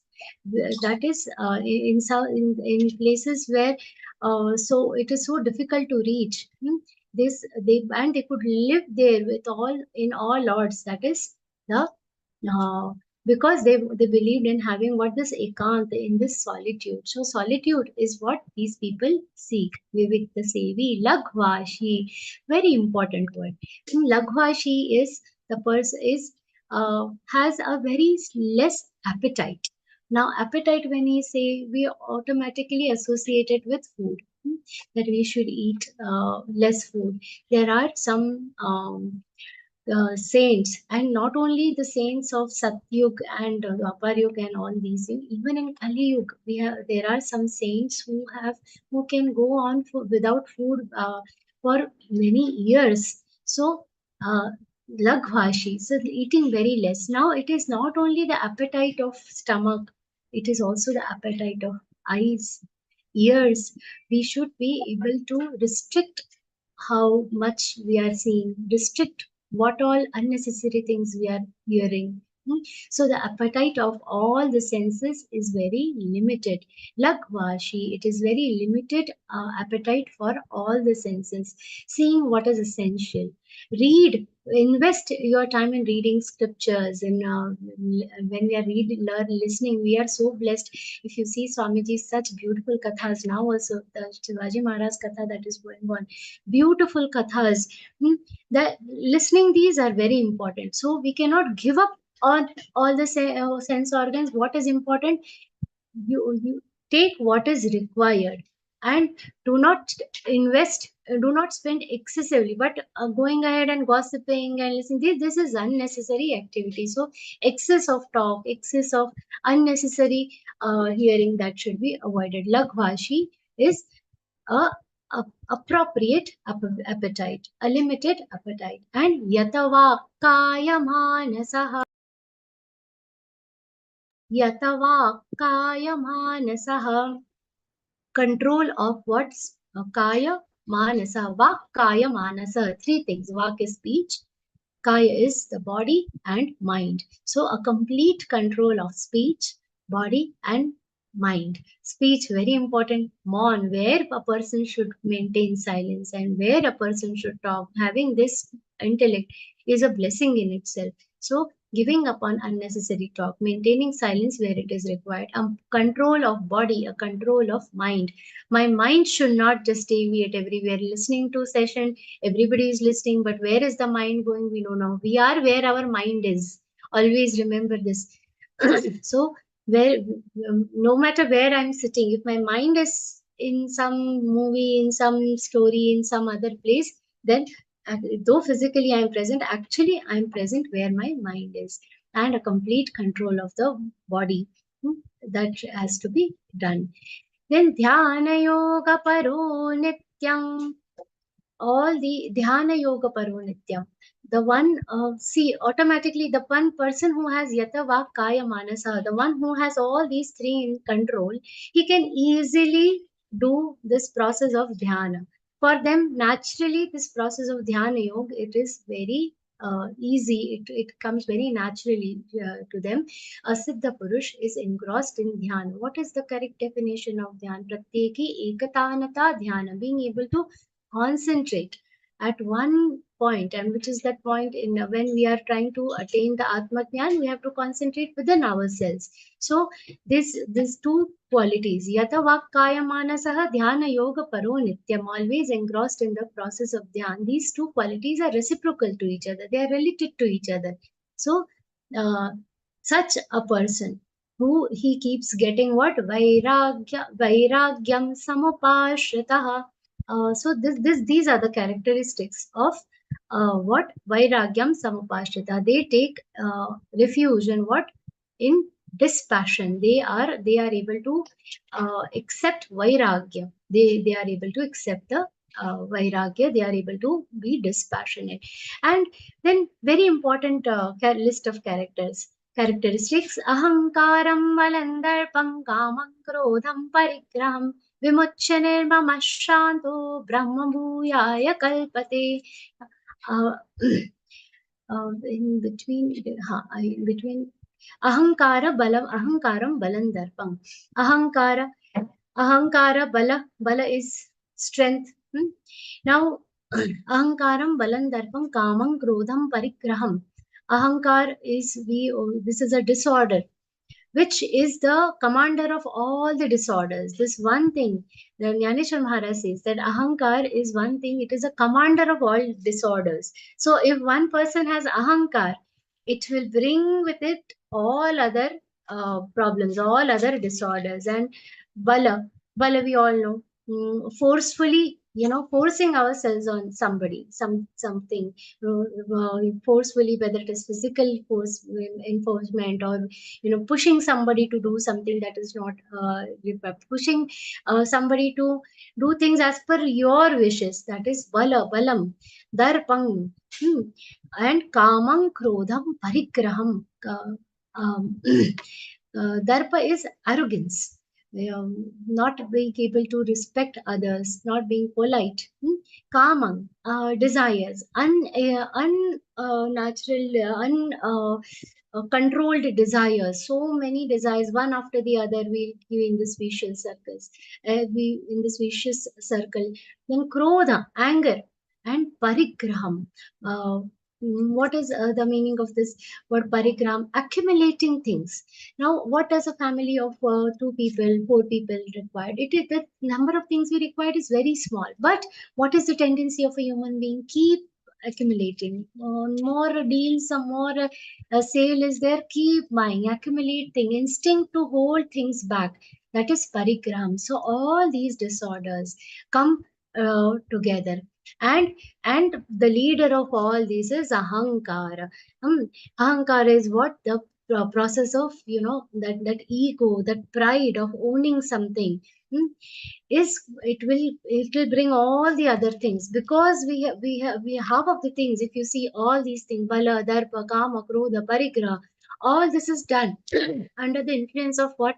Under the influence of ahankara. So if we are able to control this one ahankar, then what will happen? It will automatically take care of all the other things. One very important thing in Marathi, one saying is there: ahankara cha vara na lago rajasa, majhiya vishnudasa bhavikansi. All the spiritual seekers, here the saint is asking for what? That this air of ahankar should not hold any seekers, may it not ever reach any seeker. Hmm? And this ahankar is a very notorious one. It will not catch small people, the ones who have attained more in their lives, the one who has attained more, the one who has little wealth, he is of no interest to ahankar. The one who has accumulated more wealth, one who has accumulated more knowledge, that person this ahankar will target. So that is the notoriousness of ahankar. We should be very, very careful with it. And vimuchanirmama shanto brahma bhuyaya kalpate. Vimuchanirmama shanto, by becoming detached, without nirmama means mind, that own everything is mine, mine wealth, my this, my that. So when a person abandons this, vimucha means by abandoning this sense of myness. Shanta means having abandoned this vimucha nirmama shanto, by abandoning this sense of myness, brahma bhuyaya kalpate, the person attains what? Brahma tattva will be attained. So person becomes free. This kind of person becomes shanta, peaceful, and what happens? That dhyan becomes his eternal state. What happens is Brahma Bhuta Prasannatma, a person who has inculcated all these characteristics. What is the result of all this? You will say this is the Purusha's characteristics Shri Krishna has told. As a result of all these characteristics, what is going to happen? The next two verses tell what is going to happen. Brahma Bhuta Prasannatma Nashochati Nakangshati Samah sarveshu bhuteshu madbhaktilavate param. This is another very, very great shlok, and it describes highest level of bhakti. Once a person tries to attain all these characteristics, when he is able to imbibe all these characteristics in him, what happens? He has attained what? Para bhakti. This is madbhakti lavate param. Para bhakti, the eternal, the supreme. We have seen apara and para bhakti. The para bhakti that he will attain. There are 4 types of bhakti Shri Krishna has told. Artha, Jignasu, Artharthi, and Jnani. The Jnanottar Bhakta is the real Bhakta, is the highest order of the Bhakta. The person attains this kind of bhakti, highest level of bhakti. And how is his state? He is always dhyana magna, so Brahma Bhuta Prasannatma. He is always happy, eternal blissful state. Na shochati na kankshati. Such a person will not have any grievances. He will not have any unnecessary desires. He will always be in a state of happiness, irrespective of sorrows, and he will be able to suppress all the desires. He will be free from all sorrows and will be in an eternal state of bliss. He will be able to see everything as what? Samas sarveshu bhuteshu, everything, all beings as the same, and mad bhaktil. And he, after attaining all these things, attaining these perception, he will attain what? My bhakti. He will attain a best type of devotion towards me. And one last shloka we will take for this session. By attaining this, what he is going to attain? Bhaktya mam abhijanati. He will understand me. Bhaktya mam abhijanati. Yavanyaschasmi tatvataha. By attaining the para bhakti, what a person gets, that is what Shri Krishna has told here. Bhaktya mam abhijanati yavanyaschasmi tatvataha tato man tattvato jñātva vishate tadanantaram. By knowing, by attaining this kind of bhakti, what is the ultimate result? They will understand me. Just some time back, Manjula Didi was giving my parichay. So she told whatever she knows. But a person who knows me, who lives with me continuously, he knows me in true essence, isn't it? There is one parichay, external parichay. But who will know me? The one who is knowing, who is very close. Whatever other people are saying, that is knowing from the outer thing. But who will know me in and out? That is the person who is living with me. So what Shri Krishna is saying, Yavanyas chasmi tattvataha, will know me from the tattva, will know me by principle. He will know me abhijanati, not just janati. Abhijanati is the word that is used. Mam abhijanati, bhaktya mam abhijanati. By the help of this kind of bhakti, they will know me in and out. They will know me by principle. And tato man tattvato jñātva vishate tadanantaram. What will happen? Having known me by principle, having known me completely, what will happen? Me and they will become the same tattva. Vishate tadanantaram. This kind of person will enter into me. He will get united with me. This is the entire journey of what? Of attaining me. From by his own karma, he can attain the siddhis, and to attain the Naishkarma siddhi, he has to attain all these characteristics by imbibing all these characteristics that we saw from Vivekta Sevi, Lagvashi, Ahankara, all these characteristics. What will happen? By getting all those characteristics, that person will attain what? The best, highest order of bhakti. And by having that highest order of bhakti, what they will get? They will attain me. They will attain what? My own tattva. On this note, we will take a pause here. And the next, I wanted to take more shlokas, but we'll take a pause here and we will go ahead and try to complete all the other shlokas in the next session. May Shri Krishna give me the intellect and to complete all the shlokas in the next session. With that, I offer all this discussion, entire discourse, at the lotus feet of Shri Krishna himself. Om Shri Krishna Arpanamastu. Om Tat Sat. Extremely sorry about the excess time I have taken today, but in the next session we should not have too many shlokas, otherwise next session we will have to sit for 2 hours. So that is why, but I hope I could do justice to the shlokas, and extremely sorry for taking the excess time today. Jai Shri Krishna, pranam to everybody. Thank you so much for your patient listening today. Oh, thank you, Shraddha Didi. As always, that was such an illuminating session. No need to, apologize. I think we learned a lot, and that kind of brings us to the logical conclusion of all those shlokas that were targeted for today as well. Thank you by giving examples of great personalities. You made us relate to those things and how we can actually imbibe those values in our life as well. And before we take the questions from the devotees, just a quick announcement about the 32nd L1 batch starting from Friday 19th April 2024. Obviously, please, you all have been a part of Geeta Pariwar for so long. I think you're all on L4. So please do spread the word with the click of a button. With the technology we have today, it is so easy. Be a catalyst in somebody's life and help them take up this positive change. And now we request the Geeta Sadhakas to use the raise hand option and turn on the video, and our technical coordinator, Paushali Didi, will give you a turn. Thank you. Rajeshji? Yes. Jai Shri Krishna, Rajesh. Jai Shri Krishna. Jai Shri Krishna. I would like to know the difference between the two words. One word is here in the shlok number 49, that is Nashkarma Siddhi, and what the other people talk about is Nishkam Bhakti.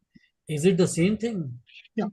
Naishkarmya Siddhi is a state we are trying to achieve. Nishkama Bhakti means what? See, when we are doing bhakti, when you are worshipping, there are some things we will do. We'll do puja to get something in return. May I get wealth.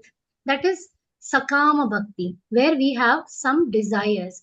But if I'm doing puja, because my very existence is because of the God. So just as I would have a gratitude towards my parents, I'll have a gratitude towards my God. I don't want anything in return.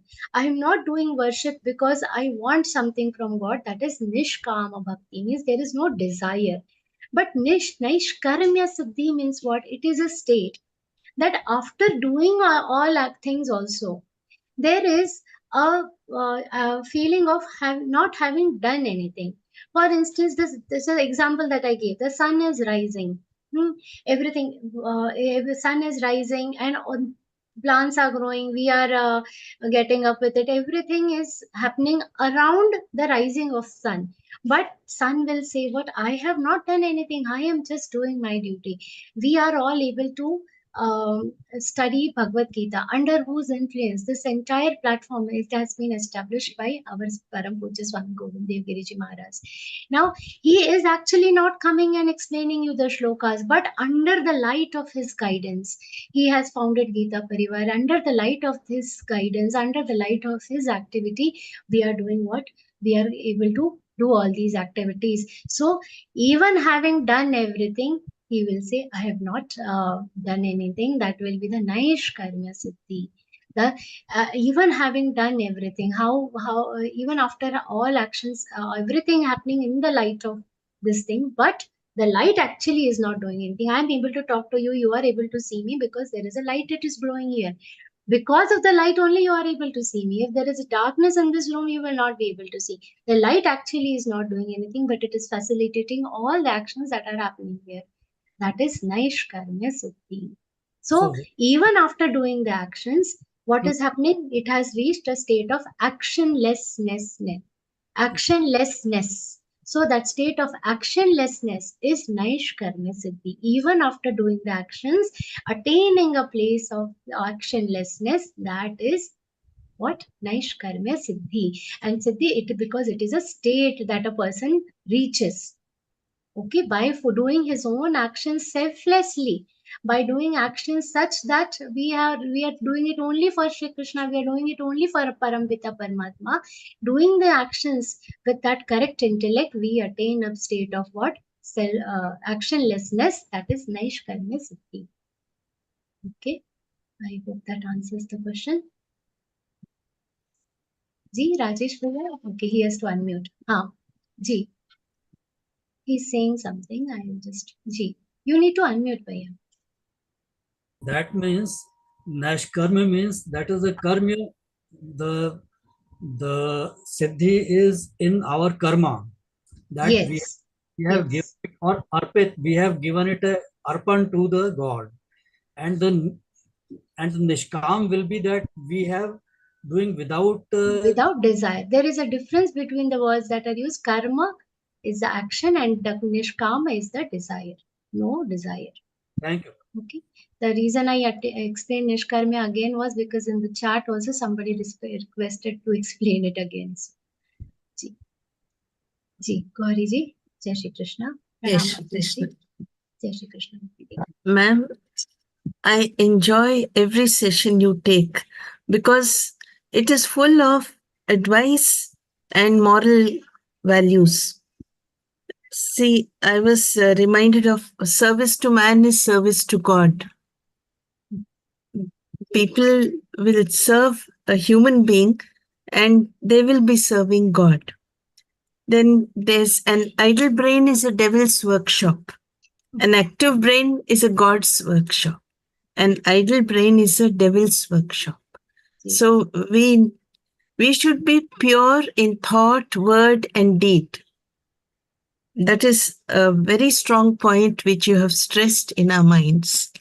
And the way we must concentrate on the work we are doing, and also we must not be critical about the food that somebody has served, or we should Exactly. We look. should be, always happy in the state that we are in. Yes. Be like that. Ji, Didi. I also enjoy the sessions because of the listeners like you. You all listen so diligently. So thanks to you all also. And there's also one, like when Mother Teresa was hardly a teenager, she had this intuition to go out and serve the society. And that's how she became a nun, and she did a lot of service to human beings. So see, your speech reminds me of all these people and all the values they have given us. So Jai it's Shri Krishna, very, Didi. Ji, I feel that you must go on speaking and we must keep on listening. No, I have to stop somewhere. Today I've already spoken enough. Jai Shri Krishna, pranam to you, Didi. Is any other question we can take up? Ram Bhaiya. Jai Shri Krishna, Ram Bhaiya. Pranam to you. Jai Shri Krishna, Didi. Jai Shri Krishna, pranam. Didi, you told that there is a sahajang karma, means it is a purpose for which we are born. So you raised very good question to me. So can you please suggest, I mean, how can we achieve this? I mean, how can we know? Sahaja means when? Sahaja is not the sahajta that we are talking about. Sahaja means the karma for which we are born. Here, ja, the meaning that I told you, when the word ja is used, sahaja, that is born with me. See, a person is born to be a doctor. That is being a doctor is the sahaj karma for him. Okay, that it is not here that in Marathi we say sahaj kela, that that sahaj, it is not that sahajta of Hindi and Marathi is not being talked here. Is here the sahaj karma means the one that is being born with me, the karma that I am born for. The soldiers are born for what? Are born for protecting the country. Here the sahaj karma here basically it is associated with what is the different classes that we saw. The sahaj karma for a Brahmin is to acquire knowledge. The sahaj karma for a Kshatriya is to protect the country. So the whatever we are born for, whatever is our natural duty, that is being talked about here. Okay, Bhaiya. Didi, actually, the thing is that when we fail in life, so I think that it is the only reason that it is the purpose for which we are born. We are not taking it up. Could be. So it could be. It varies from so many people will have a different life story. There could be, but I wouldn't deny that. Also, if you see our ex-president, very Abdul Kalam ji, he had decided he wanted to be a pilot, but he couldn't get through. And see, because his Sahaja Karma was being a scientist, he was one of the greatest scientists our country has had.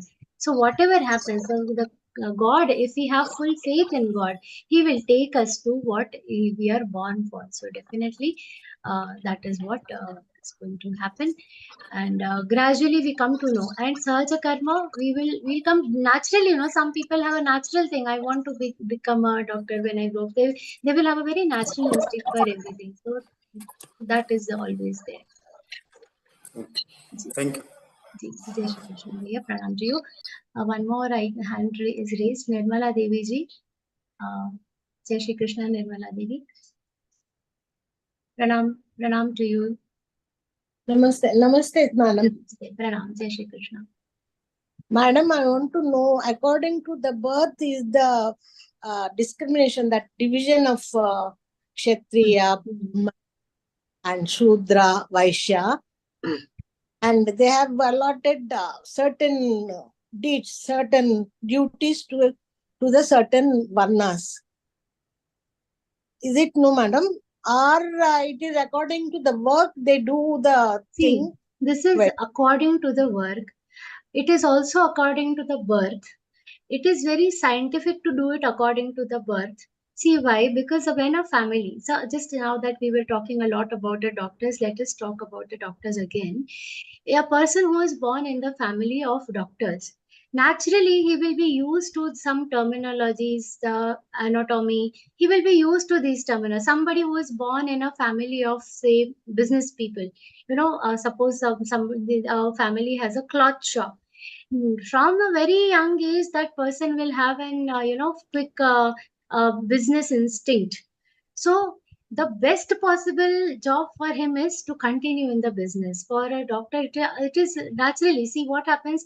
Even scientifically it is proven that whatever you are exposed to from the childhood, naturally you will have a very good, you will develop in that environment. If you are brought up, you will be automatically um, you know um, be good at that profession. So that is why it was more around the janma. Okay, this entire division was more around the janma. However, there were exceptions to it also. So this process is not very stringent. It also happens according to a karma. It was not like but it makes more sense to do it along with the janma. It is more scientific to do it according to janma, because the child is born in that family. He has exposure to that kind of environment from the childhood. Goldsmith's job, sonar ka jo job hota hai, it is so difficult to distinguish between the real gold and unreal gold, fake gold. No matter how much you study, you will not develop that kind of vision. But a youngster from the family of a goldsmith, sonar ka bachcha bhi, they will be able to find out what is real gold and what is not gold. That will not come to other people, isn't it? That is why it is very scientific. This method is very scientifically designed, and that is why it was as per janma. However, it is not very a very strictly, it is not like that. It is, there are exceptions to it, and it can be according to a karma also, but it makes more sense to do it as per janma. And now that process is gradually collapsing. A doctor's son wants to be an engineer because Shreyan Swadharma Viguna, people don't realize that. They think the other person's goes Paradharma Swanushtita. They prefer, they feel that the other person is job is better. Now many doctors also said, why you want to slug like me, become an IT engineer, you will become very happy. That is the problem, and that is why the process is collapsing. So now whatever you are good at, one person should follow. What message we have to take here, whatever we decide, whatever karma we decide for ourselves, we should be with full devotion engrossed in our own karma. And madam, what is paradharma? And Paradharma is other person's duty, a teacher's duty. For a teacher, the being a soldier is a paradharma, because her own swadharma is teaching. Para means others. Paraya dhan, that is paradharma, is other persons. varnas, not according to the varnas which are divided by the birth. For them also. So no, paradharma. So like for instance, taking a dana is a part of the dharma for Brahmins. But if a Kshatriya or Vaishya take charity, that is not their dharma, that is a paradharma. So just to go in a little depth, it's not in the purview of this, but for an example I'm saying. So daan le sakte hain only in required quantity. A Brahmin is allowed to take daan, he should be taking daan, but Kshatriya and Vaishya should be giving charity. They should be doing the daan. They should not take from others. That is the that is a part of their duty. So that is paradharma for them, taking money from others. It is Even paradharma. the dharma is good. No, paradharma, you will make Didi, paradharma we should not follow. We should follow our own dharma. Even Shreyan if Swadharma. it is wrong, we have to follow our own dharma, swadharma. Whether it is strong or weak, whether if you feel there are flaws in it, Viguna means even though you feel that there are flaws in my dharma, but what is meant for me, I have to follow it. That is Shreyan Swadharmo Viguna. To my janma, I am Shudra. And I am a doctor now. So you are already following your dharma because you are giving service. So you are giving service, you are already following your Swadharma. That is a very good thing. Thank you, ma'am. Because paricharyatmakam. So paricharya, that is the service. You are already doing service to the society. That is your Swadharma. But it is completely distorted nowadays. that we cannot help it, but we also should strive to have a correct understanding of the system and not have a flawed perception to it. Thank you, madam. Thank you. Jai Shri Krishna. Pranam to you. Yash Bhaiya. Jai Shri Krishna. जय श्री कृष्ण दीदी। Jai Shri Krishna. दीदी आपका मैं बहुत तहे दिल से धन्यवाद करता हूँ पहले तो इस वेरी नाइस एक्सप्लेनेशन के लिए। अच्छा, और दूसरा साथ साथ मैं रिग्रेट भी करता हूँ कि मैं पिछले 2 सेशन आपके अटेंड नहीं कर सका। हालांकि मैं इस बात को बहुत एडवोकेट करता रहा अपनी क्लास में भी कि आप लोग सब इंग्लिश के भी सेशन ज्वाइन किया करें हिंदी के साथ साथ, लेकिन मैं स्वयं जो है पिछले 2 सेशन ना तो हिंदी और ना इंग्लिश किसी में ज्वाइन नहीं कर सका। I was out of town. और मेरा दीदी अनुरोध है कि ये जो सेशन पूरा हो जाए नेक्स्ट क्लास में, तो एक सेशन आप और लें जिसमें सारे श्लोकास का निचोड़ लें, इम्पोर्टेंट श्लोकास लें, उसके बाद एक सेशन और लें आप अच्छा, that पूरे request 18 चैप्टर के लिए। it मेरा is ये very सुझाव है, यदि संभव हो तो इसको करिएगा। अच्छा, दूसरा सुझाव मैं ये लेना चाहता था आपसे। हालांकि मैं अपने आप को बड़ा महसूस कर रहा हूँ कि मुझे पूछना चाहिए कि नहीं पूछना चाहिए। मैंने अभी तक गीता जिज्ञासु नहीं पास करा है, तो क्या मैं 9 अप्रैल से शुरू होने वाले L1 को फिर से ज्वाइन कर लूं या मैं बिल्कुल L4 को जरूर। कंप्लीट कर लूं उसके बाद करूंगा? हाँ, L4 के 2 चैप्टर हो गए लगभग।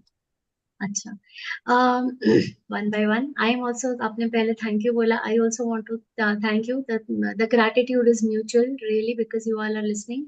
I get to do this session, so thank you for your dedication. You आपको मैं इंग्लिश में बोलूं चलेगा क्योंकि हाँ, इंग्लिश चलेगा। I am able to absorb that. Rules. I am not able to speak fluently, That's but I am okay, able no to. problem. हाँ, but just Yes. and Yes. then the second thing you mentioned about missing the 2 sessions, that is okay. You don't have to worry about that. They are all available on YouTube. And if there Yes, are yes. any queries, I'm taking sessions. You can ask any queries at that time also, and all the sessions are there, so you will be able to see them.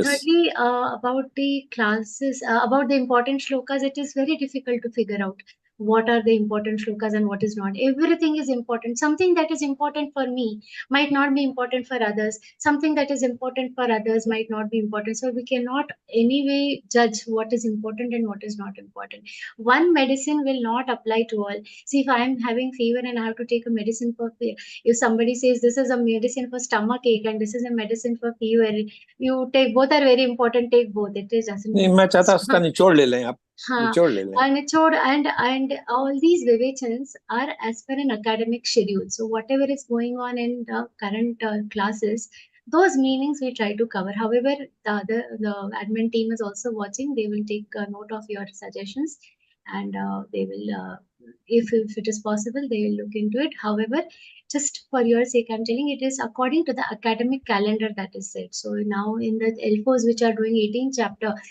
जैसे आपके class में सिर्फ 2 chapters हुए, I think 13th and 18th हुआ होगा. So next we will be learning the second chapter probably. So we will have to, then that will be difficult, no? वो कब करेंगे? So that we have to take care of. So it goes as per an academic schedule. That is one thing. And what was the last thing about your admission? Gita, So see, one very important thing is it depends on you. It is all we at Geeta Pariwar, Learngeeta, we don't recommend you attending 2 levels at the same time. It doesn't help you as a sadhak also, because then either you focus on the level 4 only, or if you really want to go back and first do jikya, so then you can go and register for the L1, or you don't need to re-register. We can just repeat a level. You can go to our help portal. Even in the app, you can go to the help portal and re-register, redo level. That you can also do after completing the level 4. Don't worry about it. Ashu Bhaiya always says you should do 18 parayans of this entire circle. So after yes, completing your L4 also, you can re-register and do it.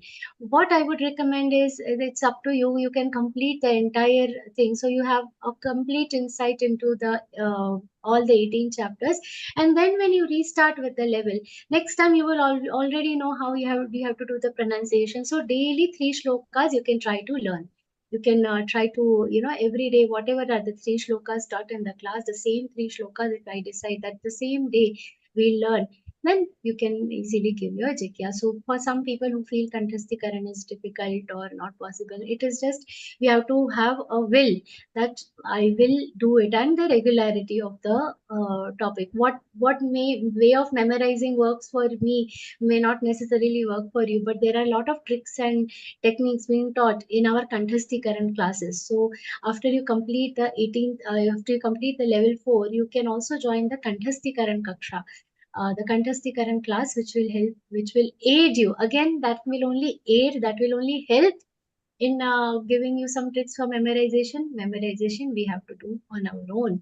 We will be able to definitely. So first have full faith that I will be able to memorize, and you will definitely be able to do the jikyasu also. So these are the various options available to you, and you can definitely proceed. And really very nice to know about your dedication towards Geeta ji and the way you are following the Learngeeta program. Very nice. Many best wishes to you, Bhaiya. दीदी thank you very much दीदी। और मैं L4 complete करने के बाद ही उसको गीता जिज्ञासु की कोशिश करूंगा जो मैंने इसका निष्कर्ष निकाला है। और क्या मैं L4 करने से पहले कंठस्थीकरण ज्वाइन कर सकता हूँ? इसकी मुझे बहुत जानकारी नहीं है। आप एक बार फैकल्टी में पूछे तो कर सकते हैं शायद, अगर we'll try to find it out. हाँ, आप ज्वाइन कर सकते हैं। तो एक कोई है जो क्लास की लिंक भी आपको भेजने के लिए उन्होंने चैट पे मैसेज किया है, आप उनसे संपर्क करें तो वो आपकी मदद जरूर करेंगे। बहुत शुभकामनाएं आपको। Thank you. मैं पिछले 2 क्लासेस जो मेरी मिस हो गई, मैं आउट ऑफ टाउन था और मेरी बेस्ट कोशिश के बाद मैं नहीं कर सका। मैं उसको सुन के फिर अगर मुझे कुछ लगा तो मैं आपसे चर्चा करूंगा। थैंक यू वेरी मच दीदी, थैंक यू। वो लिंक भेज दीजिएगा कंठस्थीकरण का। जी, वो मिलेगा, वो चैट पे किसी ने भेजा है। ठीक है, थैंक यू दीदी, थैंक यू वेरी मच। प्रणाम जी। जय श्री कृष्ण भैया। चिन्मय भैया, जय श्री कृष्ण।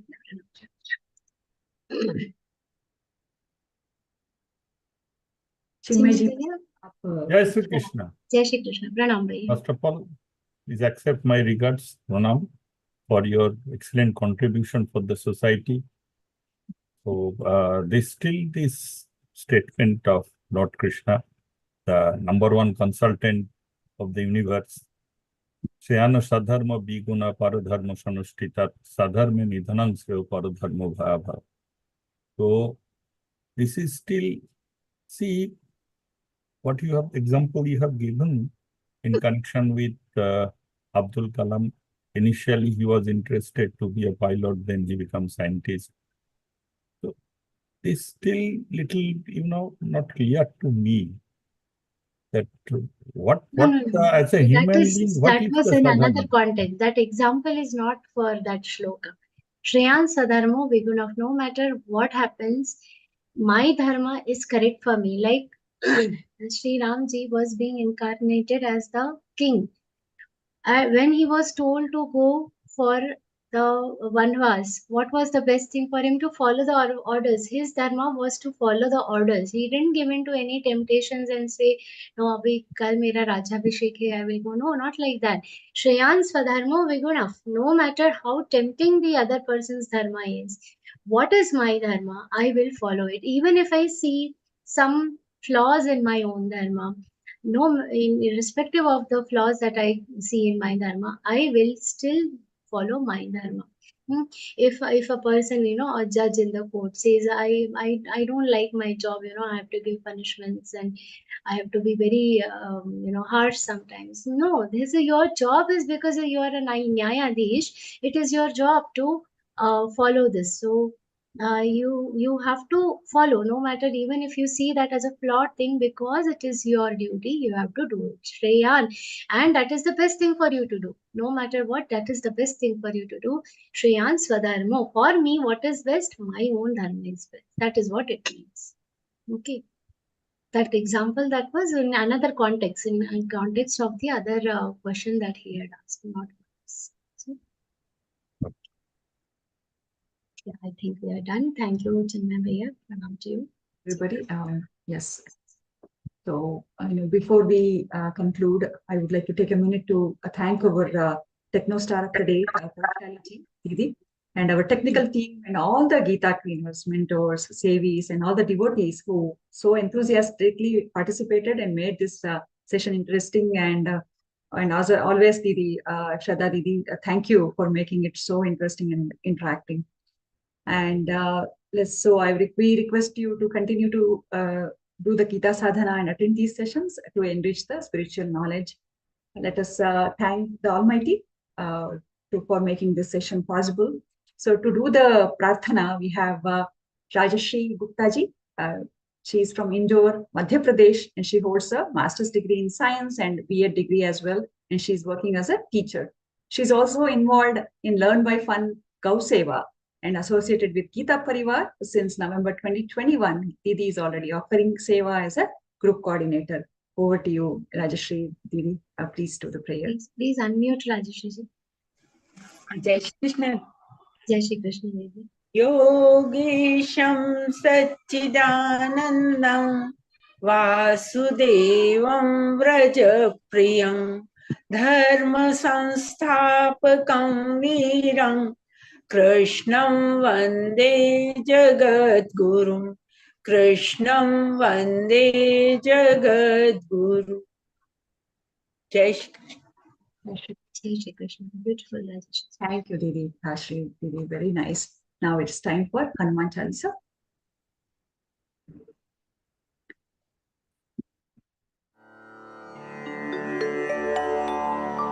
श्री गुरु चरण सरोज रज निज मनु मुकुरु सुधारि बरनउ रघुबर बिमल जसु जो दायक फलचारि बुद्धिहीन तनु जानिके सुमिरौ पवन कुमार बल बुद्धि विद्या देहु मोहि हरहु कलेश विकार।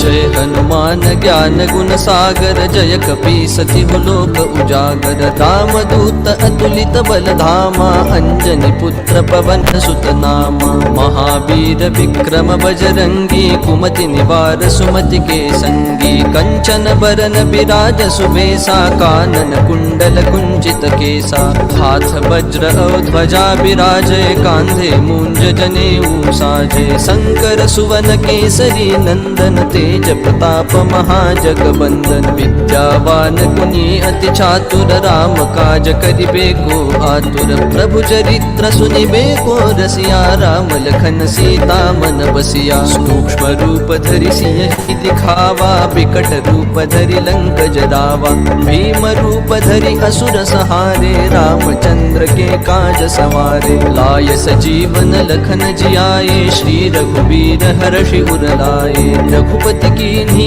बहुत बड़ाई तुम मम प्रिय भरत ही सम भाई सहस बदन तुम रोजस गावै अस कहि श्रीपति कंठ लगावै सनकादिक ब्रह्मादि मुनीसा नारद सारद सहित अहिसा जम कुबेर दिगपाल जहाते कवि कोविद कहि सके कहाते तुम उपकार सुग्रीवहि कीन्हा राम मिलाय राजपद दीन्हा तुम्हरो मंत्र विभीषण माना लंकेश्वर भय सब जग जाना जुग सहस्र जो जन पर भानु लील्योताहि मधुर फल जानू प्रभु मुद्रिका मेलि मुख माहि जलधि लांघि गए अचरज नाहि दुर्गम काज जगत के जेते सुगम अनुग्रह तुमरे तेते राम दुआरे तुम रखवारे होतन आज्ञा बिनु पैसारे सब सुख लहै तुम्हारी सरना तुम रक्षक काहू को डरना आपन तेज सम्हारो आपै तीनों लोक हाकते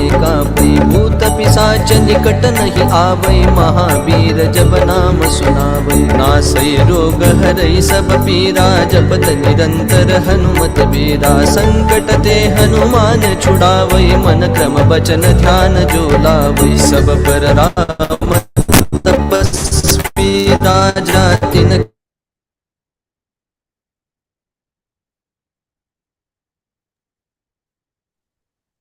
Or Shali Devi, it's got disconnected. Should I share? Or Shali ji?